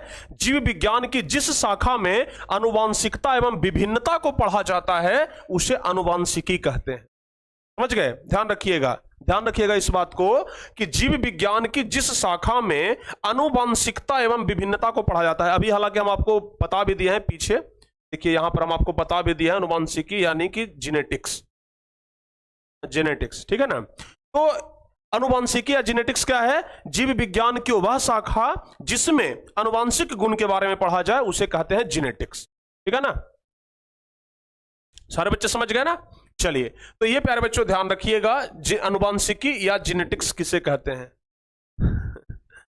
सर टॉपर प्राइज का घोषणा कब करिएगा? इसी मंथ में प्यारे बच्चों हम आपको टॉपर बैच का घोषणा कर टॉपर के प्राइज का घोषणा करेंगे नवंबर में, ठीक है ना। टॉपर प्राइज का घोषणा हम नवंबर में कर देंगे, चिंता मत करिए आप लोग, ठीक है ना। चलिए तो जीव विज्ञान की जिस शाखा में अनुवांशिकता एवं विभिन्नता को पढ़ा जाता है उसे क्या कहते हैं? अनुवांशिकी कहते हैं, यानी कि जेनेटिक्स कहा जाता है। सारे बच्चे समझ गए ना। तो अनुवांशिकता के बारे में आप लोग समझ गए, अनुवांशिक गुण के बारे में आप लोग समझ गए। अब प्यारे बच्चों मुख्य रूप से हम बात करते हैं विभिन्नता के बारे में। इसके बारे में, विभिन्नता के बारे में अब हम लोग ना मुख्य रूप से बात करते हैं कि विभिन्नता क्या है। विभिन्नता नाम से आपको नहीं पता लग रहा है, विभिन्नता मतलब भिन्न भिन्न, यही ना होता है। विभिन्नता मतलब भिन्न भिन्न, अलग अलग, नाम से तो यही पता चल रहा होगा पहली बार में आप लोगों को कि विभिन्नता मतलब होता है भाई भिन्न भिन्न। देखिए प्यारे बच्चों आप ये समझिए, आपको सिंपल तरीके से समझाते हैं कि भाई विभिन्नता क्या है, एकदम सिंपल तरीके से समझाते हैं। एक व्यक्ति है और उस व्यक्ति का 3 बेटा है, समझ गए। एक आदमी है और उसका 3 बेटा है। क्या प्यारे बच्चों तीनों बेटा का गुण, नेचर, रंग रूप, लंबाई क्या सब एक जैसा होगा? हाँ या ना सिर्फ आपको बताना है। क्या यह जरूरी है कि तीनों बेटा का लंबाई एक समान होगा? क्या यह जरूरी है कि तीनों बेटा अगर पतला है तो तीनों पतला होगा, कोई एगो मोटा नहीं निकलेगा? क्या यह जरूरी है कि तीनों बेटा क्या गोरा ही निकल जाएगा अगर बाप गोरा है तो? क्या यह जरूरी है कि अगर बाप काला है तो तीनों बेटा काला ही होगा? क्या यह जरूरी है कि बाप का बाल अगर घुंघरेला है तो तीनों बेटा का भी बाल घुंघरेला होगा? क्या यह जरूरी है प्यारे बच्चों, बताइए हाँ या ना। नहीं, ये कोई जरूरी नहीं है, ये कोई जरूरी नहीं है, समझ गए ना, ये कोई जरूरी नहीं है प्यारे बच्चों। यानी कहने का मतलब हुआ कि जनक एक ही है। ध्यान से सुनिएगा, ये प्यारे बच्चों क्या है? जनक। ये क्या है? जनक। और इसका 3 संतान हुआ, पहला संतान, ये प्यारे बच्चों इसका दूसरा संतान, और ये इसका तीसरा संतान। और जनक के जैसा हो सकता है कि तीनों का गुण न रहे, या फिर हो सकता है कि तीनों का गुण एक समान न रहे, इसका गुण अलग होगा, इसका गुण अलग होगा, इसका गुण अलग होगा। हो सकता है इसका लंबाई 5 फुट होगा, हो सकता है कि दूसरा बेटा का लंबाई 6 फुट हो जाए, और हो सकता है कि तीसरा बेटा एकदम बौना निकल जाए, 3 फीट का इसका लंबाई हो जाए, यह भी संभव हो सकता है, समझ गए ना। यानी कि एक ही जनक से उत्पन्न संतान, समझिएगा बात को, एक ही जनक से उत्पन्न संतान में अलग अलग गुण पाए जाते हैं। इसी को प्यारे बच्चों क्या कहा जाता है? विभिन्नता कहा जाता है, ठीक है ना। इसी को क्या कहा जाता है? विभिन्नता कहा जाता है। ध्यान रखिएगा, हो सकता है कि ये गोरा रहे, ठीक है ना, ये दूसरा नंबर बेटा जो है वो हो सकता है कि सांवला रहे, समझ गए, और हो सकता है कि तीसरा बेटा एकदम काला रहे, ठीक है ना। तो ये भी संभव हो सकता है जी, समझ गए ना बातों को, ये भी संभव हो सकता है। हो सकता है कि पहला बेटा एकदम दुबला पतला निकले और जिंदगी भर दुबला पतला ही रह जाए, और हो सकता है कि दूसरा बेटा मोटा निकल जाए, समझ गए ना। और हो सकता है कि जो तीसरा बेटा है ये एकदम नॉर्मल रहे, सामान्य रहे, ठीक है ना, ये भी संभव हो सकता है। यानी कि आप देख रहे हैं कि जनक तीनों का एक ही है, जन्म देने वाला तीनों का एक ही है, लेकिन तीनों में गुण एकदम अलग अलग पाए गए हैं, तीनों में गुण एकदम अलग अलग है। तो इसी को तो प्यारे बच्चों क्या कहा जाता है, इसी को ना हम लोग क्या कहते हैं, विभिन्नता कहते हैं। इसी को क्या कहा जाता है, विभिन्नता कहा जाता है। समझ में आया, बताइए हाँ या ना। इसी को क्या कहा जाता है, विभिन्नता कहा जाता है। सारे बच्चे समझ गए। तो इसी चीज को प्यारे बच्चों हम लिख दिए हैं कि विभिन्न जीव के ऐसे गुण, ध्यान रखिएगा, विभिन्न जीव के ऐसे गुण जो उसे अपने जन को अथवा समुदाय के अन्य जीवों में उसी गुण के आधार पर अलग हो जाना ही विभिन्नता कहलाता है। यानी कि वो अपने समुदाय के जैसा नहीं दिखेगा, अपने जनक के जैसा नहीं दिखेगा, अलग अलग हो जाएगा, उसे ही प्यारे बच्चों क्या कहा जाता है, विभिन्नता कहा जाता है। और विभिन्नता जीवों के विकास के लिए अति आवश्यक होता है। अगर विभिन्नता जीवों के विकास के लिए अति आवश्यक नहीं होता, सोच करके देखिए जरा, अगर विभिन्नता नहीं होता, अगर प्यारे बच्चों विभिन्नता नहीं होता तो फिर हर एक आदमी एक समान दिखता। जैसे अगर हम अपने पिताजी के 4 बेटे हैं तो चारों का चेहरा, रंग, रूप, लंबाई, चौड़ाई, ऊंचाई सब एक जैसा दिखता। समझ गए ना। अगर विभिन्नता नहीं होता तो भाई भाई को नहीं पहचान पाता कि अरे ये कौन है, बड़का है, छोटका है, मंझला है, संजला है, कौन है भाई। समझ गए ना। विभिन्नता के कारण ही ना चेहरा में अंतर आता है। जैसे आप देखते हैं ना, 4 भाई है, एक गोरा है, एक काला है, एक लंबा है, एक दुबला है, एक पतला है, एक मोटा है, इस प्रकार से होता है ना। तो ये विभिन्नता के कारण होता है। यानी कि विभिन्नता जो है वो जैविक विकास के लिए बहुत जरूरी है। विभिन्नता जो है वो जैविक विकास के लिए प्यारे बच्चों बहुत ही ज्यादा जरूरी है। ये ध्यान रखिएगा, विभिन्नता जीवों के लिए बहुत जरूरी है। अच्छा, दूसरी बात, विभिन्नता सिर्फ लैंगिक जनन वाले जीवों में पाई जाती है। अलैंगिक जनन के द्वारा जिसकी उत्पत्ति होती है ना, उसमें विभिन्नता नहीं पाई जाती है। जिसकी उत्पत्ति अलैंगिक जनन के द्वारा होगी उसमें विभिन्नता नहीं पाई जाएगी। जिसकी उत्पत्ति लैंगिक जनन के द्वारा होती है, विभिन्नता सिर्फ उसी में पाया जाता है। समझ गए ना। तो लैंगिक जनन वाले जीवों में विभिन्नता पाया जाता है। समझ गए, सारे बच्चे समझ गए ना। कितने बच्चों को समझ में आया, बोलिए विभिन्नता कितने बच्चों को समझ में आया।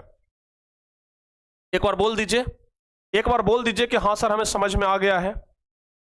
एक बार बोल दीजिए प्यारे बच्चों, हाँ सर समझ में आ गया है। समझ में आ गया। चलिए अब हम आगे बढ़ते हैं और आपको एक चीज और बताते हैं, विभिन्नता के प्रकार प्यारे बच्चों, ठीक है ना।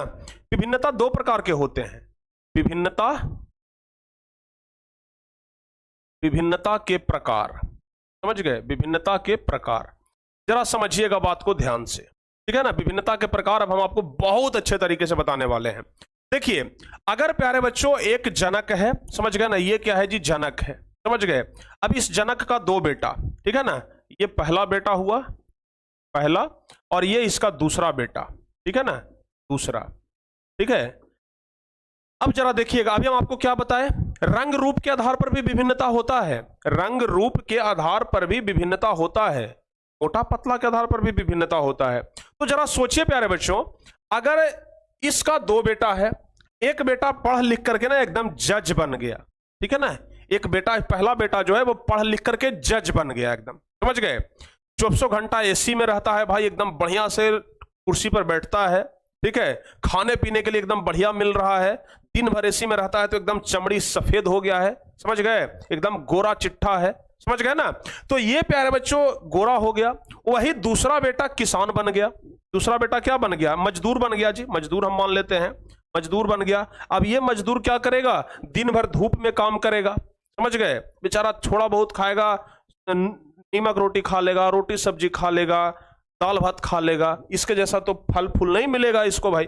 तो ये ना, ये पहली बात तो कि देखिए, ये जज था, दिन भर एसी में था, तो ये कैसा हो गया, गोरा हो गया।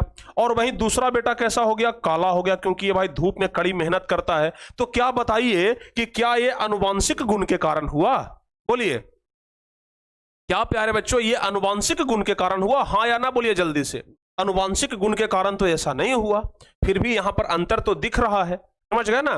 तो ये जो विभिन्नता हो पाई जाती है ना, या फिर हो सकता है कि ये जज जो है वो खा पी करके एकदम मोटा हो जाए, इसका जो बेटा होगा जज का, एकदम समझिए कि फार्म वाला मुर्गी होगा, समझ गए ना, मतलब समझ रहे हैं ना, मतलब खा पी करके मोटा हो गया, खा पी करके मोटा हो गया।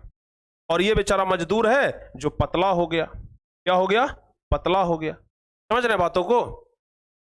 समझ रहे ना बातों को। अब जरा देखिए ध्यान से, तो ये प्यारे बच्चों जो अंतर इसमें आया, ये काला हो गया, ये गोरा हो गया, ये गोरा हो गया, ये काला हो गया, ये मोटा हो गया, ये पतला हो गया, क्या ये प्यारे बच्चों आनुवांशिक गुण के कारण हुआ? हाँ या ना? ये आनुवांशिक गुण के कारण नहीं हुआ, ये आनुवांशिक गुण के कारण नहीं हुआ, बल्कि ये बाहरी गुण के कारण हुआ। बाहरी हम कह सकते हैं कि बाहरी, क्या उसको कहा जा सकता है, बाहरी वातावरण का प्रभाव के कारण हुआ। समझ गए ना?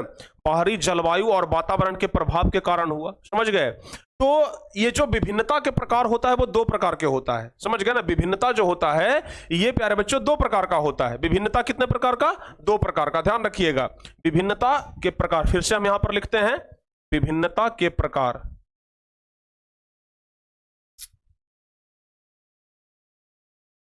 विभिन्नता के प्रकार, ये विभिन्नता दो प्रकार का हुआ। पहला तो हो गया जनन के आधार पर प्यारे बच्चों, यानी कि जन्म लिया, जनन के मतलब जनन के आधार पर हो गया, जिसको हम लोग क्या बोलते हैं, जननिक विभिन्नता। समझिएगा बात को, जननिक क्या होता है? जननिक विभिन्नता, यानी कि जन्म लिया और उसी समय से दोनों में अंतर था। समझ गए ना? यानी कि आनुवांशिक गुण के कारण जिसमें अंतर हो गया उसे कहते हैं जननिक विभिन्नता। और एक दूसरा विभिन्नता होता है जिसको कहते हैं क्या, जिसको क्या कहते हैं, कायिक विभिन्नता। क्या कहा जाता है? ये हो गया प्यारे बच्चों कायिक विभिन्नता। कायिक विभिन्नता, कायिक विभिन्नता हुआ, यानी कि ये बाहरी जलवायु और वातावरण के प्रभाव के कारण हुआ। समझ गए ना? एक गुण होता है जो जन्म से ही होता है अलग अलग, और एक गुण होता है जो बाहर में वातावरण के प्रभाव से हो जाता है। जैसे अभी हम आपको एग्जांपल के तौर पर बताया ना, एक जज बन जाएगा तो गोरा हो जाएगा, एक मजदूर बन जाएगा तो दिन रात धूप में काम करेगा तो काला हो जाएगा। समझ गए? तो ये प्यारे बच्चों जो हो गया ना, जो दूसरा बेटा हो गया, इस पर क्या लागू होगा? जननी की कायिक। बताइए, ये जो दूसरा बेटा हुआ इस पर कौन सा गुण लागू होगा विभिन्नता का? जननिक विभिन्नता की कायिक विभिन्नता? बताइए जल्दी से। इस पर लागू होगा कायिक विभिन्नता, इस पर लागू होगा कायिक विभिन्नता। समझ गए ना? इस पर लागू होगा कायिक विभिन्नता। समझ गए? क्योंकि ये जन्म से काला नहीं था, बल्कि ये धूप में काम करते करते काला हो गया है। समझ गए? तो इस पर कायिक विभिन्नता लागू हो। समझ गए ना? तो ये विभिन्नता के दो प्रकार होते हैं, ध्यान रखिएगा। विभिन्नता के दो प्रकार होते हैं, पहला जननिक विभिन्नता और दूसरा प्यारे बच्चों कायिक विभिन्नता। पहला जननिक और दूसरा कायिक। अब ये जननिक विभिन्नता क्या है तो ध्यान रखिएगा, जनन कोशिकाओं में होने वाले परिवर्तन के कारण, जनन कोशिकाओं में यानी कि जो मां के पेट से ही जो पैदा हुआ है और उस समय से जो विभिन्नता पाया जा रहा है उसे कहते हैं जननिक विभिन्नता। यानी कि जनन कोशिकाओं में होने वाले परिवर्तन के कारण होने वाली विभिन्नता जननिक विभिन्नता या आनुवांशिक विभिन्नता कहलाती है। ऐसी विभिन्नताएं एक पीढ़ी से दूसरी पीढ़ी में वंशानुगत होती है। यह विभिन्नता जो है ना, वो एक पीढ़ी से दूसरी पीढ़ी में विभिन्नता जाती रहती है। लेकिन ये जो कायिक विभिन्नता हुआ प्यारे बच्चों, ये जन्म से नहीं होता है। हो सकता है कि मजदूर का बेटा एकदम, जो मजदूर धूप में काम करते करते काला हो गया है, उसका बेटा एकदम गोरा निकले। समझ गए ना? उसका बेटा एकदम गोरा हो जाए, पढ़ लिख करके वो जज बन जाए। समझ गए? तो ये चूंकि उसके आनुवांशिक गुण में नहीं था काला, वो काम करते करते काला हो गया था। समझ गए ना? वो उसके आनुवांशिक गुण में काला नहीं था, वो काम करते करते काला हो गया था ना। तो इसलिए इसको कहते हैं कायिक विभिन्नता। क्या कहते हैं? कायिक विभिन्नता। तो वैसी विभिन्नताएं जो गुणसूत्र के गुणों में विभिन्नता के कारण उत्पन्न नहीं होते हैं, बल्कि अन्य कई कारणों से, जैसे जलवायु और वातावरण का प्रभाव अगर हो, अगर उसके कारण परिवर्तन आ जाए, ठीक है ना। उपलब्ध भोजन के प्रकार, किसी को बढ़िया खाना मिला तो मोटा गया, किसी को खराब खाना मिला तो दुबला पतला हो गया। तो ये भोजन के प्रकार, अनुपस्थित जीवों के साथ साथ परस्पर व्यवहार आदि के कारण उत्पन्न हो तो उसे कायिक विभिन्नता या उपार्जित, इसका दूसरा नाम है, कायिक का दूसरा नाम है उपार्जित। उपार्जित मतलब होता है कि जिसको बाहर से अब क्या उपार्जन किया गया हो, समझ गए ना, बाहर के कारण बदलाव किया गया हो, तो उसे कहते हैं उपार्जित। तो कायिक विभिन्नता और जननिक विभिन्नता समझ गए। जो मां के पेट से पैदा लिया और उसी समय उसमें जो विभिन्नता है वो हुआ जननिक, और जो बाहरी वातावरण के कारण विभिन्नता आ गया उसको कहते हैं कायिक विभिन्नता। कितने बच्चे को समझ में आया? बोलिए जरा। हाँ, कितने बच्चे को समझ में आया? जरा जल्दी से बता दीजिए भाई कि हाँ सर समझ में आ गया है। समझ में आ गया ना? चलिए, अब प्यारे बच्चों थोड़ा सा हम ना जननिक और कायिक, जननिक और कायिक के बारे में अगर समझ गए हो तो एक बार दोनों हाथ खड़ा करके बोलिए कि हाँ सर समझ गए, जल्दी से। हाँ सर, मैं पतलू हूं। अच्छा अरे आप पतलू हो भाई, क्या दिक्कत है? खा पी करके मोटे हो जाओ। समझ गए? खा पी करके मोटे हो जाओ ना, खा पी करके मोटे हो जाओ, ठीक है? क्या दिक्कत है उसमें? चलिए, सारे बच्चे समझ गए? चलिए बहुत बढ़िया भाई। अब प्यारे बच्चों बात करते हैं जीन प्रारूप के बारे में। जीन के सबसे पहले हम ना जीन के बारे में बात करते हैं। ये जीन क्या होता है, ठीक है ना, जीन क्या होता है, जीन के बारे में पहले हम लोग समझते हैं। देखिए आप लोग को पता है ना कि हमारे शरीर के अंदर कितना गुणसूत्र पाया जाता है, जल्दी से बताइए। अरे गुणसूत्र हमारे अंदर कितना पाया जाता है, 23 जोड़ा गुणसूत्र पाया जाता है। और प्यारे बच्चों डीएनए के बारे में भी आप लोग सुने होंगे ना, डीएनए के बारे में भी सुने होंगे। अगर हम अपने अगर हमारा डीएनए जांच किया जाए तो हमारा डीएनए और पिताजी का डीएनए, हमारे सब भाइयों का डीएनए एक समान मिल जाएगा, हमारे माताजी का डीएनए मिल जाएगा, क्योंकि भाई हम उन्हीं का पुत्र हैं, समझ गए ना। लेकिन प्यारे बच्चों एक होता है जिन, समझ गए, जो डीएनए के अंदर भी पाया जाता है, जिन, समझ गए ना। और जिन के कारण प्यारे बच्चों ना अलग अलग चीज होता है, जिन के कारण, समझ गए। तो ध्यान रखिएगा जिन हमेशा डबल स्थिति में, जैसे मान लिया जाए ना, आप ऐसा समझ लीजिए, कुछ भी आप नाम दे सकते हैं। जैसे मान लिया जाए कि हम लंबे हैं, ऐसा समझ लीजिए कि हम बहुत ज्यादा क्या है, लंबे हैं। तो लंबे हैं तो हमारा जिन जो होगा ना वो प्यारे बच्चों टी होगा। हम कहने का मतलब हम समझ लेते हैं कि T A double L toll मतलब लंबा होता है ना, तो हम जिन का नाम रख देते हैं टी टी, समझ गए। जब भी जिन होता है, जिन के बारे में एक चीज ध्यान रखिएगा, जब भी जिन होगा तो डबल में होगा, सिंगल जिन नहीं होता है, समझ गए। ये बात आपको ध्यान रखना होगा। जिन जो होता है ना वो हमेशा डबल होता है, जिन हमेशा डबल होता है, ये बात आप लोग ध्यान रखिएगा, जिन हमेशा डबल होता है। अगर जैसे मान लिया जाए कि कोई छोटा है, समझ गए ना, कोई बौना है, तो बौना के लिए हम मान लेते हैं स्मॉल टी, ठीक है, स्मॉल डबल टी हो गया। लेकिन जब भी होगा तो डबल में होगा, समझ गए। जैसे अगर कोई आदमी, अगर मान लिया जाए कि क्या है, मान लेते हैं काला है, तो काला है तो उसका जिन कैसा होगा, बी बी हम मान लेते हैं। बी बी कहने का मतलब क्या हुआ, ब्लैक ब्लैक, समझ गए ना, ब्लैक मतलब काला, तो हम बी मान लिए। मतलब जिन को आप अपने अनुसार कुछ भी मान सकते हैं, ऐसा नहीं कि कोई इसका एक रेगुलर होता है कि हाँ भाई यही चीज मानना है, आप अपने अनुसार कुछ भी मान ले सकते हैं, समझ गए। तो ये जिन जो होता है ना प्यारे बच्चों, इसी के कारण तय होता है, जिन के कारण ही तय होता है कौन लंबा होगा, कौन नाटा होगा, कौन गोरा होगा, कौन काला होगा, कौन मोटा होगा, कौन पतला होगा। अगर जिन मान लिया जाए किसी के अंदर जिन है एफ, समझ गए, एफ मतलब फैट, फैट मतलब मोटा, तो एफ एफ जिन हो जाएगा तो ये व्यक्ति ना मोटा होगा, समझ गए। अगर किसी का जिन, अगर मान लिया जाए कि अगर कोई व्यक्ति पतला है, समझ गए, तो उसके अंदर जिन हम पी पी कर लेते हैं, पी मतलब पतला, समझ गए। तो ये जिन ना प्यारे बच्चों कोई समझने की चीज नहीं है, बस आप ये समझ लीजिए कि हमेशा डबल में रहेगा, जब भी लिखेगा तो डबल में, नहीं तो फिर गड़बड़ा जाएगा, समझ गए ना। और ये प्यारे बच्चों हमेशा डबल में रहता है, इसी को कहते हैं जिन। और जिन के कारण ही तय होता है कि कौन लंबा होगा, कौन बौना होगा, कौन मोटा होगा, कौन पतला होगा, कौन गोरा होगा, कौन काला होगा, कौन सांवला होगा। ये सब ना जिन के कारण ही तय होता है। तो जिन में मुख्य रूप से हमें पढ़ना होता है जिन प्रारूप के बारे में, ठीक है ना। किसके बारे में, जिन प्रारूप, जिन प्रारूप।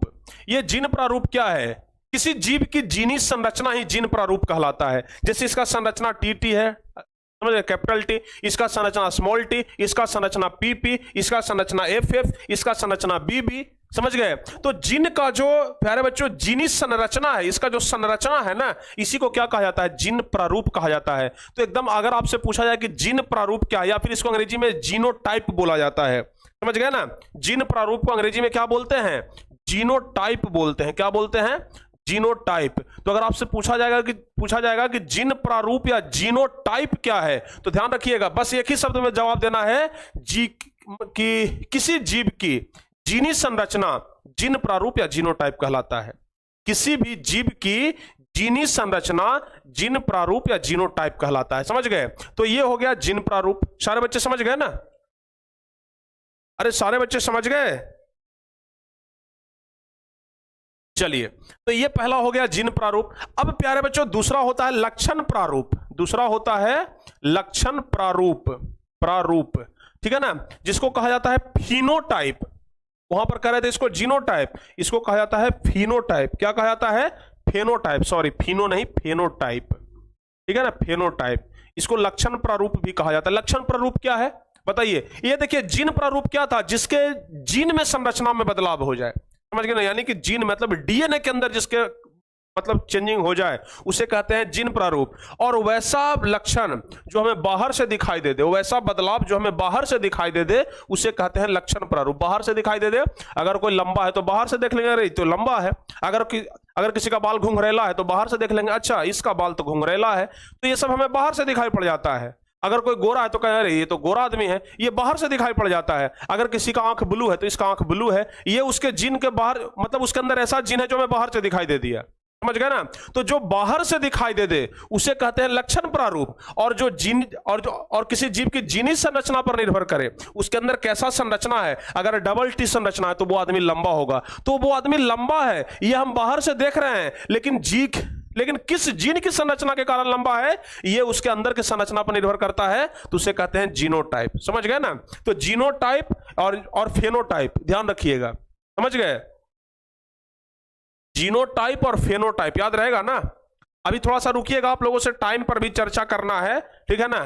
क्योंकि प्यारे बच्चों अभी हम जब 7 बजे क्लास शुरू करते हैं ना, तो 7 बजे तो भाई बहुत ज्यादा, आजकल अब तो ठंडा का दिन आ रहा है ना, तो बहुत ज्यादा अंधेरा हो जाता है, तो हमें लगता है कि अब हम बहुत पहले से हम क्लास शुरू कर सकते हैं। जितना पहले से शुरू करेंगे आपको ज्यादा टाइम मिल पाएगा पढ़ने के लिए, ठीक है ना। तो ध्यान रखिएगा, इस पर हम चर्चा भी करेंगे, बिल्कुल भी आप लोग चिंता मत करिए।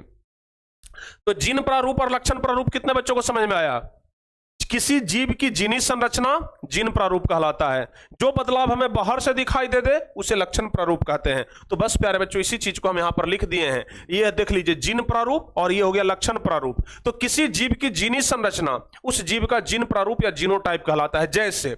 जैसे ध्यान रखिएगा, शारीरिक गठन, किसी जीन प्रारूप के कारण क्या होता है, शारीरिक गठन, लंबाई, कोई लंबा है कोई नाटा है तो ये लंबाई, उसका त्वचा गोरा है काला है, ठीक है ना, आंख एवं बालों का रंग जो है, समझ गए। तो ये सब प्यारे बच्चों ध्यान रखिएगा जीन टाइप के कारण, यानी कि जीनोटाइप यानी कि जीन प्रारूप के कारण होता है। और किसी जीव का दूर से स्पष्ट दिख जाने वाला लक्षण क्या कहलाता है, लक्षण प्रारूप कहलाता है। अगर किसी का लक्षण हमें दूर से दिखाई दे दे, अरे आदमी तो लंबा है भाई, अरे ये आदमी तो गोरा है, ये आदमी का बाल घुंघरेला है, समझ गए ना।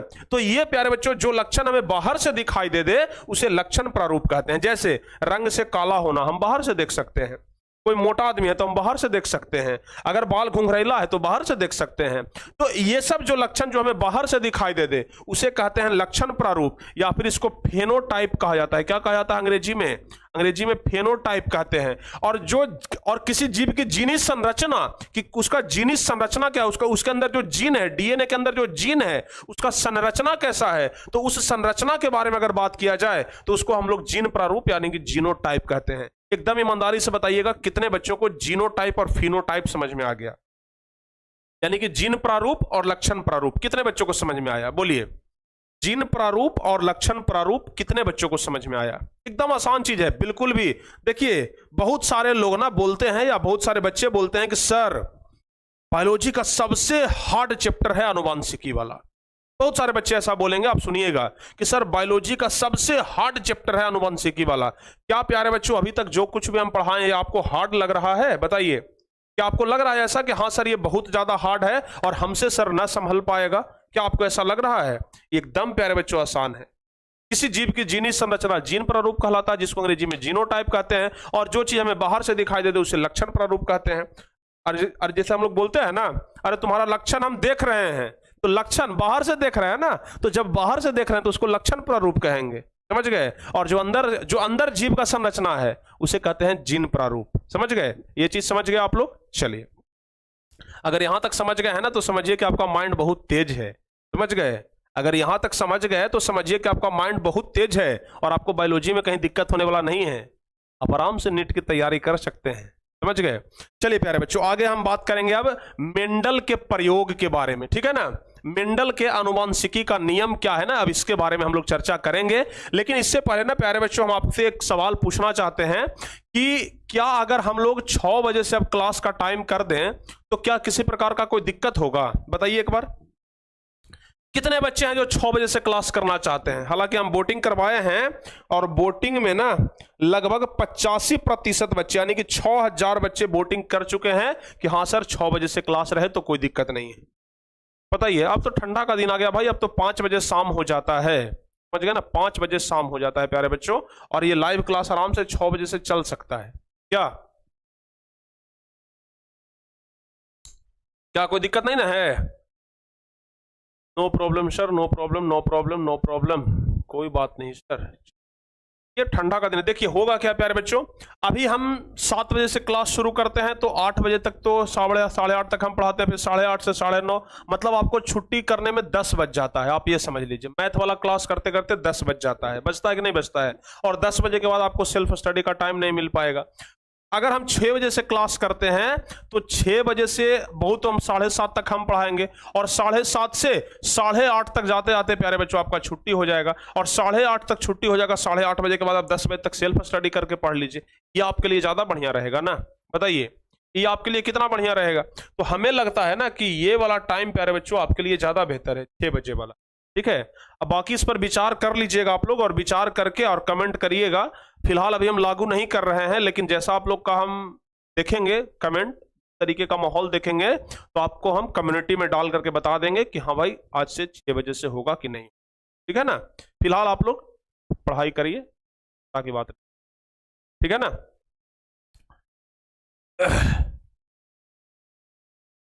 समझ गए ना? चलिए अब प्यारे बच्चों हम बात कर लेते हैं मेंडल के प्रयोग के बारे में। मेंडल जिनका चित्र आप लोग यहां पर देख रहे हैं, और मेंडल के प्रयोग के बारे में जरा समझाते हैं। पहले मेंडल के बारे में बताते हैं, जरा सुनिएगा ध्यान से।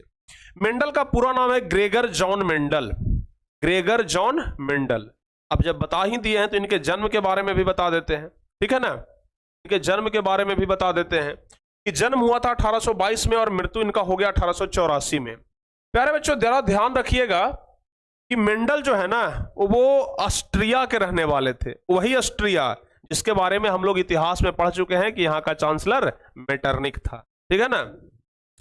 उसी देश के रहने वाले थे, वही ऑस्ट्रिया के रहने वाले थे। कौन? Gregor John Mendel. ऑस्ट्रिया के ही रहने वाले थे, ग्रेगर जॉन मेंडल। याद रहेगा, ग्रेगर जॉन मेंडल कहां के रहने वाले थे? ऑस्ट्रिया के ही रहने वाले थे। और ऑस्ट्रिया के ब्रून नामक स्थान पर इनका जन्म हुआ था, और ब्रून नामक स्थान पर ही रहते थे, और एक मठ में पादरी थे। अब बहुत सारे बच्चे समझेंगे कि सर ये मठ क्या होता है। जैसे प्यारे बच्चों हम लोग हिंदुओं में मंदिर होता है ना, मुसलमानों में मस्जिद होता है ना, उसी तरीके से ईसाइयों में मठ होता है। समझ गए?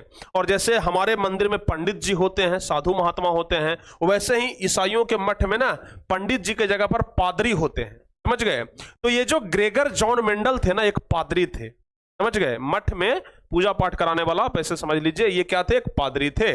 और इनका जन्म कहां हुआ था? ऑस्ट्रिया में। ऑस्ट्रिया के एक मठ में प्यारे बच्चों ये पादरी का काम करते थे। समझ गए? लेकिन इनको रिसर्च करने का बहुत ज्यादा शौक था। समझ गए ना? नया नया चीज पर रिसर्च करते रहते थे। समझ गए? तो वैसे में ही 1866 ईस्वी में, कब? 1866 ईस्वी में ये प्रयोग करते करते करते करते सोचे कि भाई ऐसा है कि कोई व्यक्ति अगर लंबा है तो उसका बेटा लंबा होता है, कोई व्यक्ति अगर नाटा है तो उसका बेटा नाटा होता है। अगर एक लंबा और एक नाटा के बीच में हम योग करवा दें तब क्या होगा? समझ गए ना? तब क्या होगा? जैसे मान लिया जाए कि कोई पुरुष लंबा है, बहुत लंबा है, 6 फीट का लंबा है, और अगर उसका शादी करवा दिया जाए एक बौनी लड़के से जिसका लंबाई 3.5 फुट है, 3 फुट हो। समझ गए ना?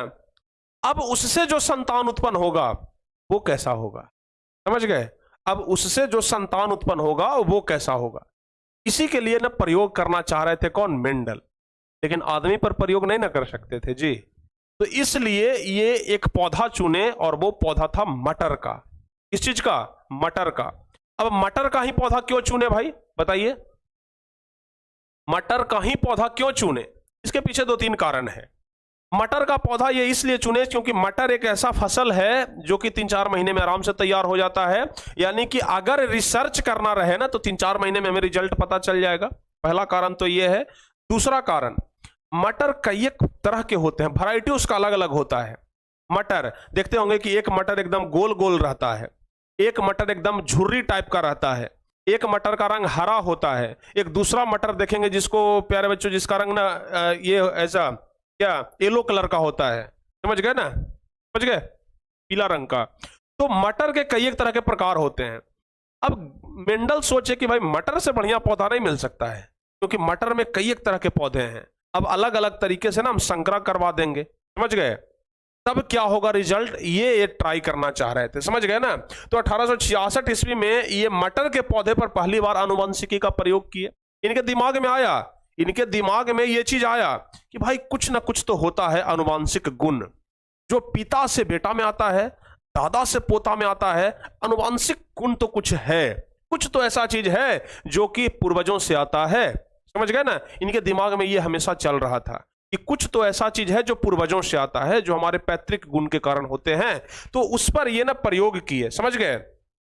और चूंकि सबसे पहली बार प्रयोग ये किए थे, इसलिए इनको आनुवंशिकी का पिता कहा जाता है, समझ गए। लेकिन आपको हम बता दें कि 1866 ईस्वी में ये प्रयोग कर लिए थे, समझ गए ना। ये प्रयोग कब किए थे, 1866 में ही ये प्रयोग किए थे। लेकिन पता है इनके प्रयोग का कोई वैल्यू नहीं दिया, समझ गए। क्योंकि पता है जब तक किसी चीज का आप प्रत्यक्ष और प्रमाण नहीं दिखा देते हैं ना, तब तक ये नहीं कोई मानता है। और ये प्रत्यक्ष प्रमाण दिखा भी दिए थे, लेकिन चूंकि ये पादरी थे, इनका कोई बात का वैल्यू नहीं दिया। अगर यही वैज्ञानिक होते तो तुरंत ये लागू हो जाता, लेकिन ये पादरी थे, ये एक किताब में लिख करके चले गए, समझ गए ना। ये एक किताब में लिख करके चले गए, समझ गए।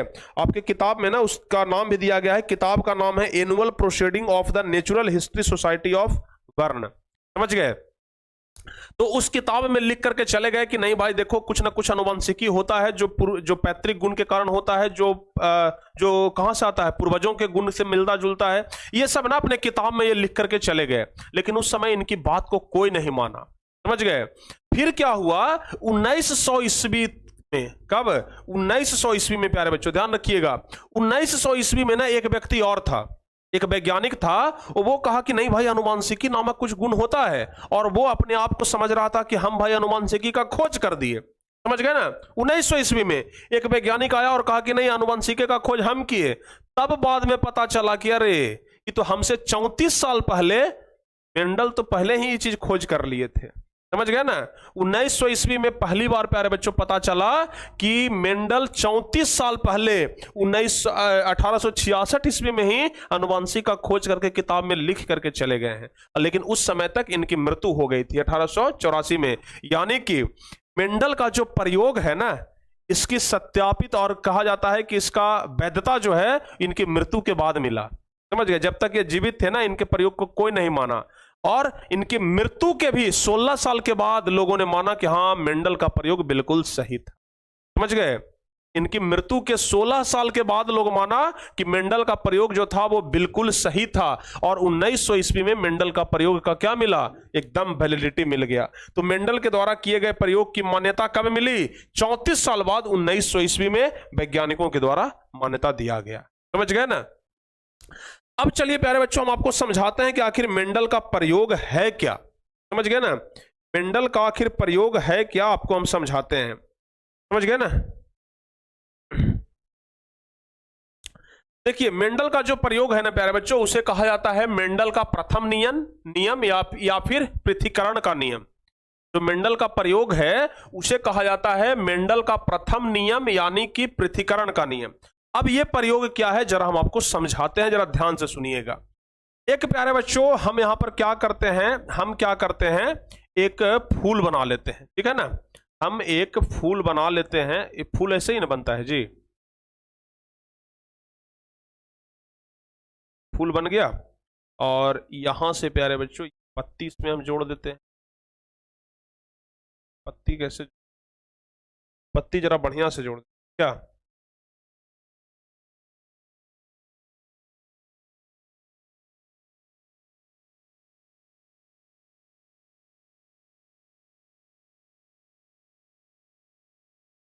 चलिए जरा बढ़िया से फूल बना देते हैं भाई, ताकि लगे कि हाँ सर कुछ बनाए हैं। ये इसका हो गया परागकण, यहाँ पर रहता है ना परागकण, और ये प्यारे बच्चों यहाँ पर एक परागकण, समझ गए ना।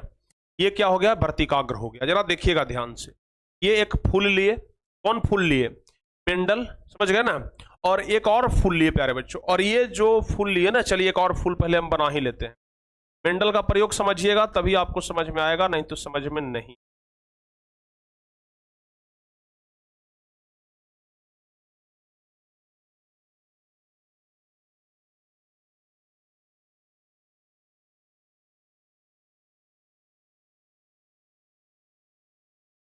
आपको जनन चैप्टर में प्यारे बच्चों हम पुष्प के बारे में पढ़ाए हैं ना, कितने बच्चों को याद है? जरा बोलिए जल्दी से कि हाँ सर हमें याद है।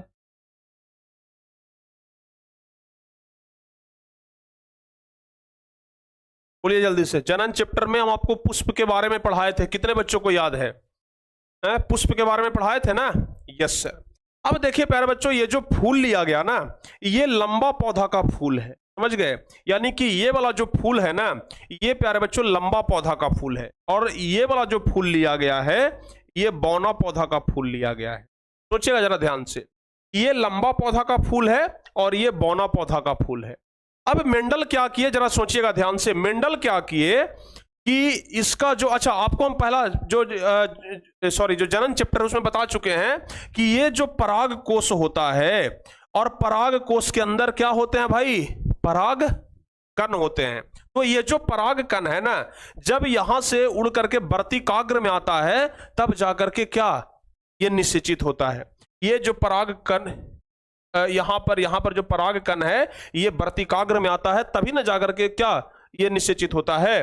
ये क्या किए प्यारे बच्चों कि सोचे ना कि जो लंबा फूल का जो पराग कण है ना, इसको बौना फूल के क्या वर्तिकाग्र में देते हैं, और ये जो बौना फूल का जो पराग कण है, इसको लंबा फूल के वर्तिकाग्र में देते हैं। और ये क्या कर लिए, यहां से इसको काट दिए, समझ गए? यहां से ऊपर वाला ना भाग काट दिए, समझ गए? यहां से भी ये वाला भाग काट दिए, यानी कि जो पराग कण था उस पराग कण को काट करके अलग कर लिए, और इस यहां पर वर्तिकाग्र पर ना एक अच्छा से पॉलीथीन लगा दिए, ताकि बाहर का कोई पराग कण इसमें ना आ जाए, क्योंकि बाहर का पराग कण आएगा तो फिर ये निषेचित हो जाएगा, फिर तो प्रयोग नहीं ना हो पाएगा। अब क्या किए, ये जो लंबा फूल का क्या था, पराग कण था, लंबा फूल का जो पराग कण था, इसको ना एक सुई की सहायता से इसके वर्तिकाग्र में डाल दिए, और जो बौना पौधा का पराग कण था वो प्यारे बच्चों किस में डाल दिए? इसमें डाल दिए, समझ गए? अच्छा, अब एक बात ध्यान रखिएगा आप लोग, अब इसका रिजल्ट क्या निकला जो आप समझिए, समझ गए? अब प्यारे बच्चों इसका रिजल्ट क्या निकला, अब इसके बारे में आपको समझना पड़ेगा।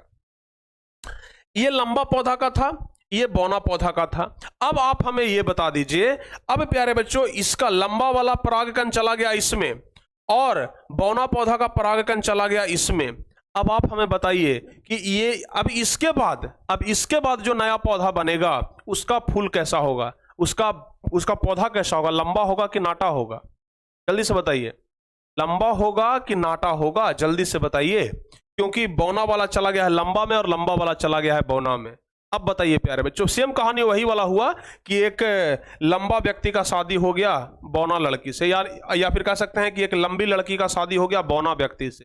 अब उसका बेटा कैसा होगा, लंबा होगा कि नाटा होगा? सेम वही चीज यहां पर है, समझ गए ना?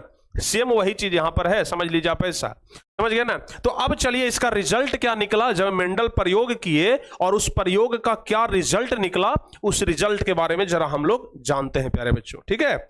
उस रिजल्ट के बारे में जानते हैं। लंबा को हम मान लेते हैं कि लंबा का जो जीनी संरचना है वो टीटी है, समझ गए ना? टॉल मतलब लंबा होता है ना, तो लंबा जो पौधा है ना उसका जीनी संरचना क्या है भाई? टीटी है, समझ गए? टॉल मतलब लंबा, और बड़की टी मतलब ये लंबा हो गया। अब जो बौना पौधा है ना उसको हम स्मॉल डबल टी से कर लेते हैं, स्मॉल डबल टी। ये प्यारे बच्चों स्मॉल डबल टी यानी कि बौना पौधा हो गया। जरा देखिएगा ध्यान से कि एक चीज लिख देते हैं, चलिए। ये प्यारे बच्चों लंबा हो गया, समझ गए ना? और ये कैसा हो गया? बौना। आपसे परीक्षा में पूछा जाता है कि बौना पौधा को कैसे सिंबोलित किया जाता है, तो बौना पौधा को ना स्मॉल डबल टी से, हमेशा डबल टी हमेशा जोड़ा रहता है, जीन का जो संरचना होता है ना वो हमेशा जोड़ा रहता है, ये बात ध्यान रखिएगा। अब बताइए प्यारे बच्चों, क्या जैसे हम आपको लिंग निर्धारण बता रहे थे, पिछले चैप्टर में भी बताए थे कि स्त्रियों में XX पाया जाता है और पुरुषों में XY पाया जाता है। ये XX से मिलेगा तो XX, ये XY से मिल जाएगा तो XY, ये वाला अगर X मिल जाए इससे आकर के तो ये XX, अगर ये वाला X इससे आकर के मिल जाए तो XY। इस तरीके से हम लोग मिलाते थे ना, उसी तरीके से प्यारे बच्चों हम लोग यहां पर करेंगे। ये कैपिटल डबल टी है यानी कि ये लंबा पौधा है, ये स्मॉल डबल टी है यानी कि ये बौना पौधा है। अब यहां से प्यारे बच्चों क्या क्या संभव हो सकता है, जरा देखिए ध्यान से। इसको हम अलग करते हैं तो अलग, अगर इसको हम अर्धसूत्री विभाजन कहते हैं, समझ गए ना? इसको अलग करेंगे तो क्या होगा बताइए? अगर हम अलग करते हैं प्यारे बच्चों तो यहां पर एक टी अलग हो जाएगा और यहां पर एक दूसरा टी प्यारे बच्चों अलग हो जाएगा। अर्धसूत्री विभाजन हुआ, समझ गए ना। तो ये अलग अलग विभाजन हुआ, तो ये चूंकि दोनों क्या था, कैपिटल डबल टी था, तो एक टी अलग हो गया। अब इसका भी विभाजन करेंगे तो ये चूंकि स्मॉल टी है ना, तो इसके अंदर ये स्मॉल टी आ गया, और एक इसका विभाजन करेंगे तो ये स्मॉल टी आ गया, विभाजन हुआ। देखिए किस तरीके से मेंडल प्रयोग किए ना, ये प्यारे बच्चों हम आपको बता रहे हैं, जरा समझिएगा, ये बहुत ज्यादा इंपॉर्टेंट है, और ये संरचना बनाने के लिए आपके परीक्षा में पूछा जाता है ना, तो फिर गड़बड़ा जाएगा।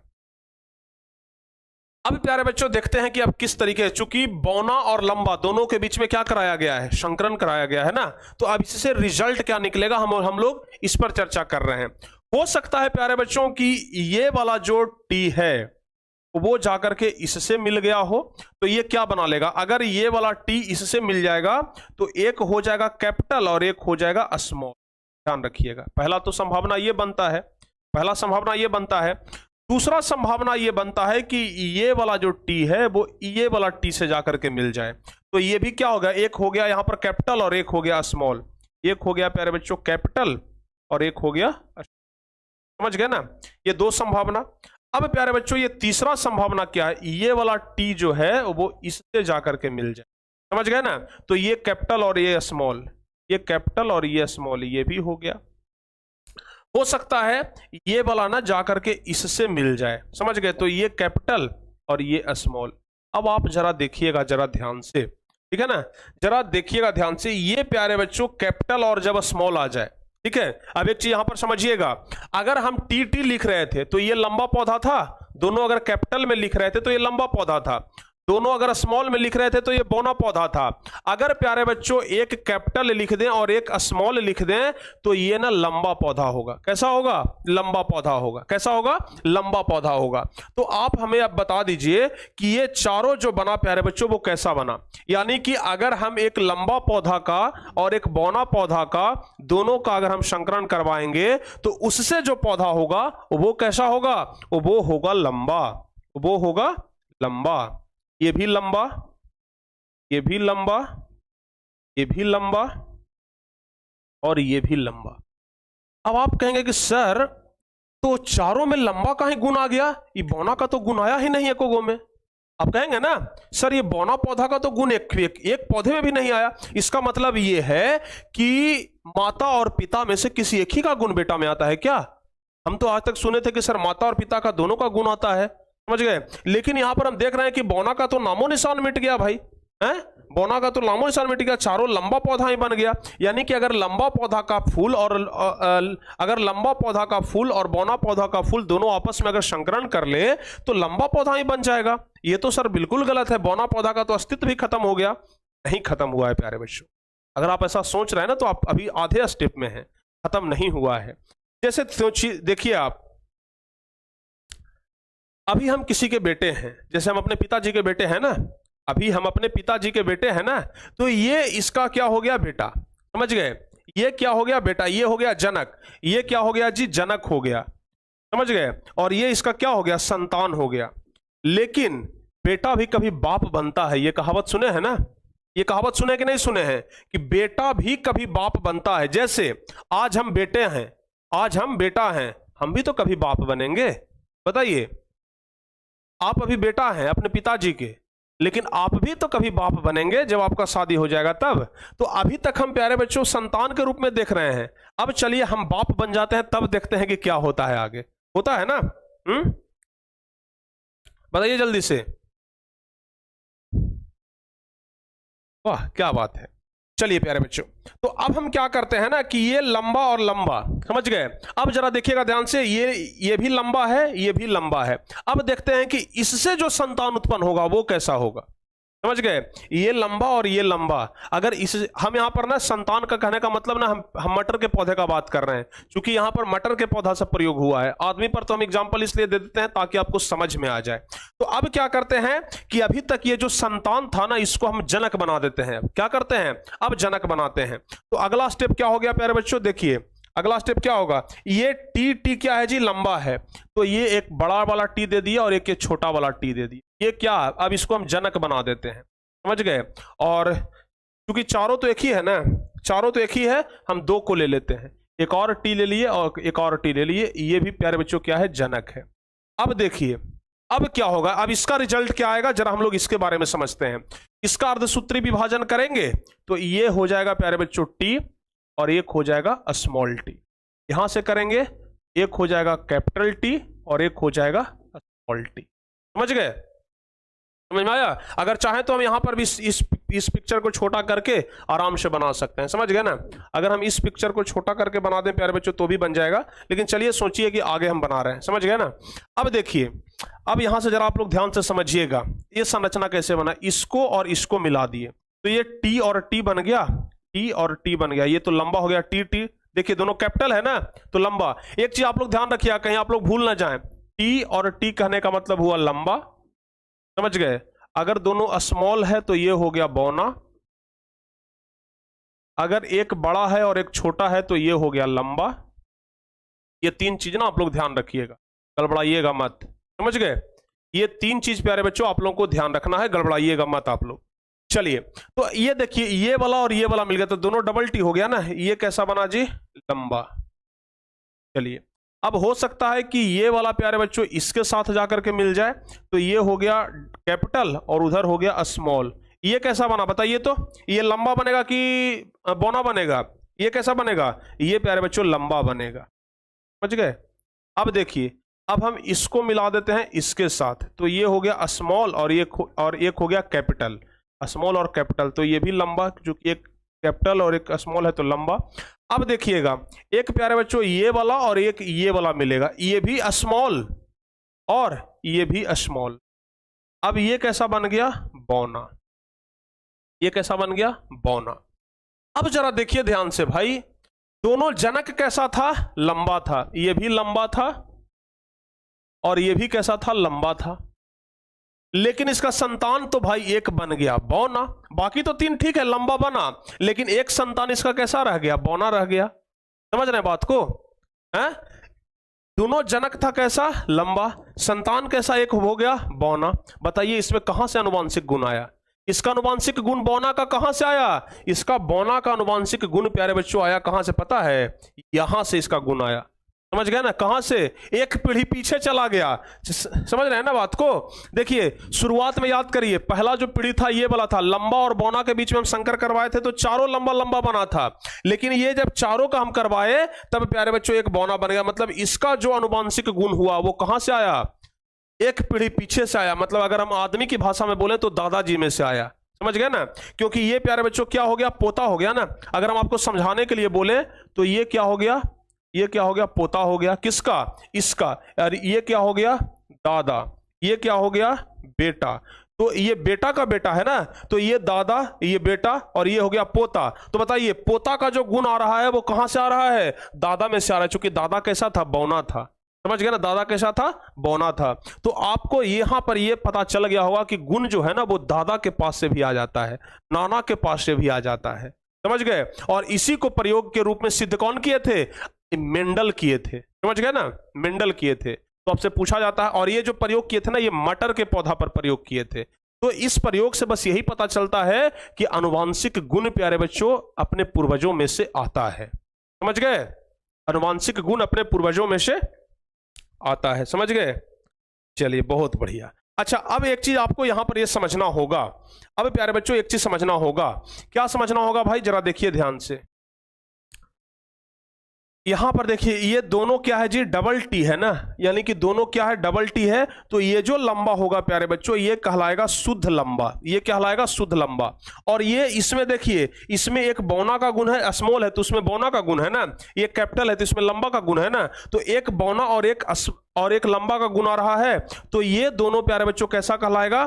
ये दोनों संकर लंबा कहलाएगा। कैसा? संकर लंबा कहलाएगा। चूंकि ये दोनों में क्या है? संकरण है। मतलब इसका भी जो आगे संतान होगा ना वो बौना हो सकता है, लंबा हो सकता है। समझ गए? तो ये संकर लंबा कहलाएगा। सारे बच्चे समझ गए ना?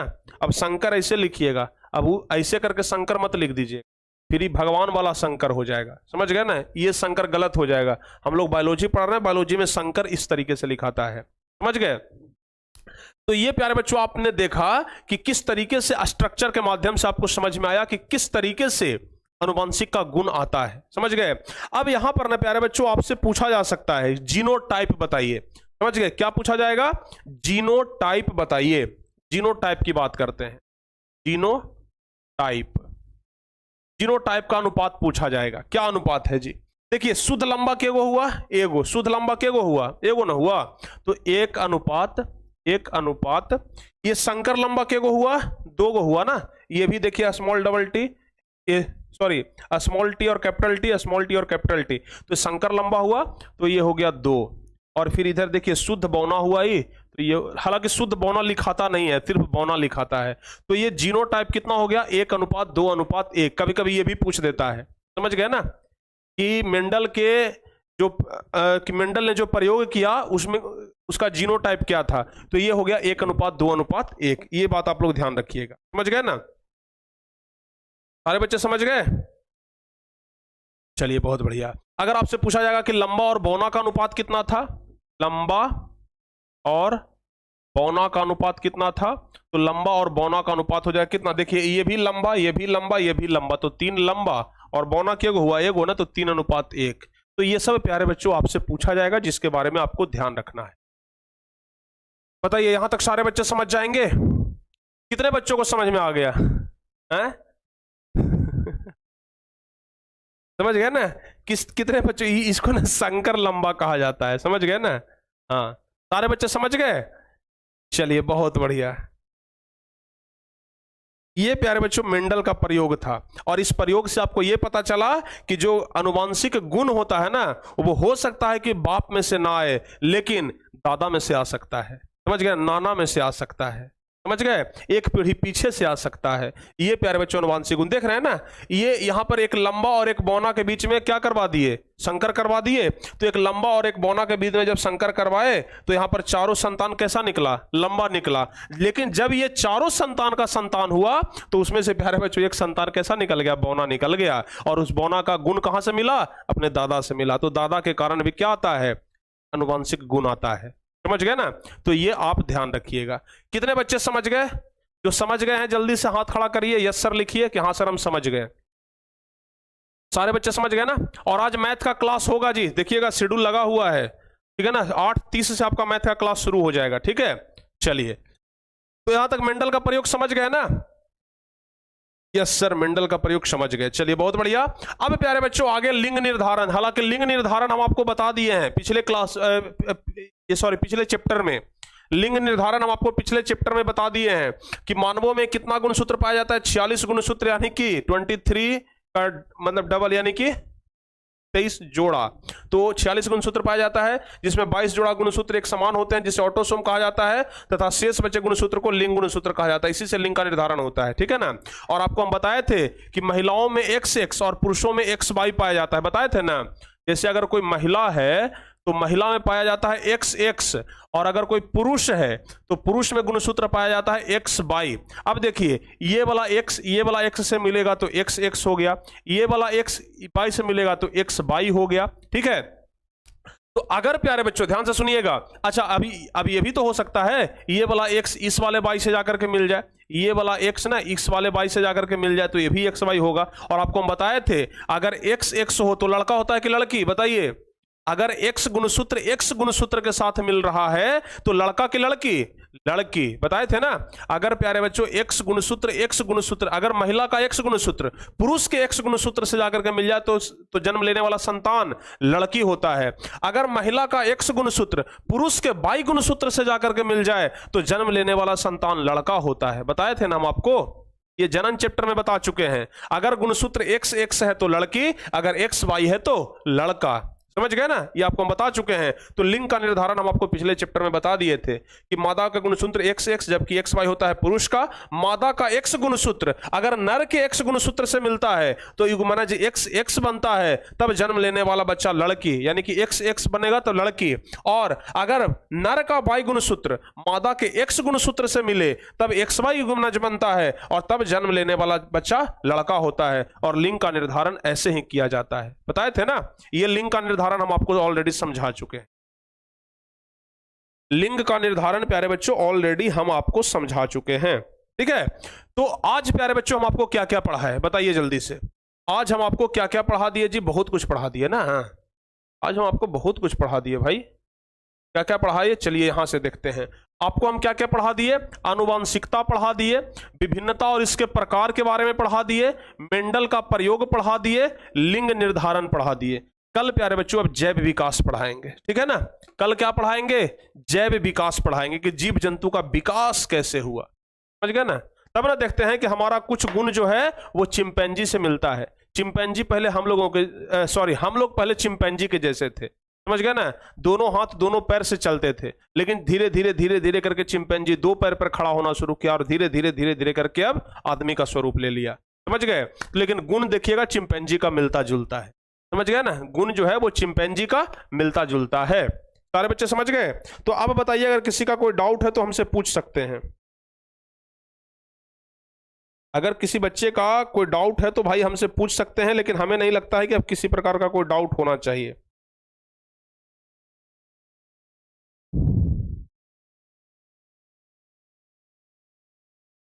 एक बच्चा का सवाल है कि सर मेरा सवाल है कि अगर किसी फैमिली में कोई भी काला नहीं हो, सभी उसके पूर्वज अगर गोरे हों, तो उसके अगले खानदान में कोई काला नहीं होगा।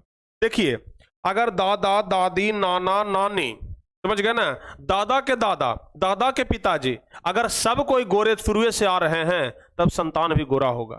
लेकिन अगर पूर्वज में कोई एक भी काला है, समझ गए, तब उसका संतान कभी भी काला हो सकता है, समझ गए ना। उसका गुणसूत्र प्यारे बच्चों 2 पीढ़ी पीछे से भी आ जाता है, समझ गए। ये बात आप ध्यान रखिएगा, ठीक है। चलिए, तो सारे बच्चे समझ गए हैं ना, जल्दी से एक बार बता दीजिए। सारे बच्चे समझ गए, हाँ चाहे ना, यस सर। सारे बच्चे समझ गए, चलिए बहुत बढ़िया। तो उम्मीद करते हैं प्यारे बच्चों कि आज का ये क्लास आपको एकदम बेहतरीन तरीके से समझ में आया होगा। और इसका पीडीएफ जो है ना, हम प्यारे बच्चों व्हाट्सएप ग्रुप में भेज देंगे। और आज साइंस का पीडीएफ जो भी बचा हुआ है हम कोशिश करेंगे कि आज बना लें और बना करके आपको हम भेज दें। तो जो बच्चे टॉपर बैच में नहीं जुड़े हुए हैं तो टॉपर बैच में आप लोग जरूर जुड़ जाइएगा, ठीक है ना, टॉपर बैच में जरूर जुड़ जाइएगा, ओके। और जो बच्चे क्रैश कोर्स में नहीं जुड़े हैं, क्रैश कोर्स में भी जुड़ जाइए, ठीक है। और प्यारे बच्चों, अगर थोड़ा बहुत प्रॉब्लम रह गया हो, थोड़ा बहुत अगर कहीं पर डाउट रह गया हो, तो आप लोग दोबारा इस वीडियो को देखिएगा, एक एक चीज आपको समझ में आ जाएगा, हर एक डाउट क्लियर हो जाएगा, ठीक है ना, ध्यान रखिएगा। तो चलिए प्यारे बच्चों, अब 8:30 बजे से आपका क्लास है, 10 मिनट के बाद। तो मिलते हैं अब कल वाली क्लास में। और अभी फिलहाल आप लोग धर्मेंद्र सर से मैथ का क्लास करिए, मिलते हैं अगली क्लास में। तब तक के लिए जय हिंद, धन्यवाद। लेकिन हाँ, कमेंट करके आप लोग बताना मत भूलिएगा प्यारे बच्चों, ठीक है ना। आप लोग ना आज कमेंट करके बताना मत भूलिएगा, क्योंकि हम कमेंट आपका पढ़ेंगे जी, समझ गए ना, कमेंट आपका पढ़ेंगे। तो जो बच्चे कमेंट नहीं करेंगे ना, समझिए कि आपको समझ में नहीं आया। तो आपको कमेंट करना है कि हाँ सर ये क्लास हमें कैसा लगा, ये चैप्टर हमें कैसा समझ में आया। क्योंकि जो लोग बोलते हैं कि आनुवंशिकता सबसे हार्ड चैप्टर है, उनके लिए लगना चाहिए कि नहीं भाई, जब प्रिंस सर पढ़ा दें तो वो हार्ड भी आसान हो जाता, ठीक है ना। तो आप लोग कमेंट करके जरूर बताइएगा कि ये चैप्टर प्यारे बच्चों आपको किस तरीके से कैसा समझ में आ रहा है, ठीक है। चलिए, और जो बच्चे अभी तक लाइक नहीं किए हैं लाइक कर लीजिएगा। और जो बच्चे चैनल को अभी तक सब्सक्राइब नहीं किए हैं ना, तो चैनल को आप लोग जरूर सब्सक्राइब कर लीजिएगा, ठीक है। चलिए प्यारे बच्चों, मिलते हैं आपसे अगली क्लास में, तब तक के लिए जय हिंद, धन्यवाद।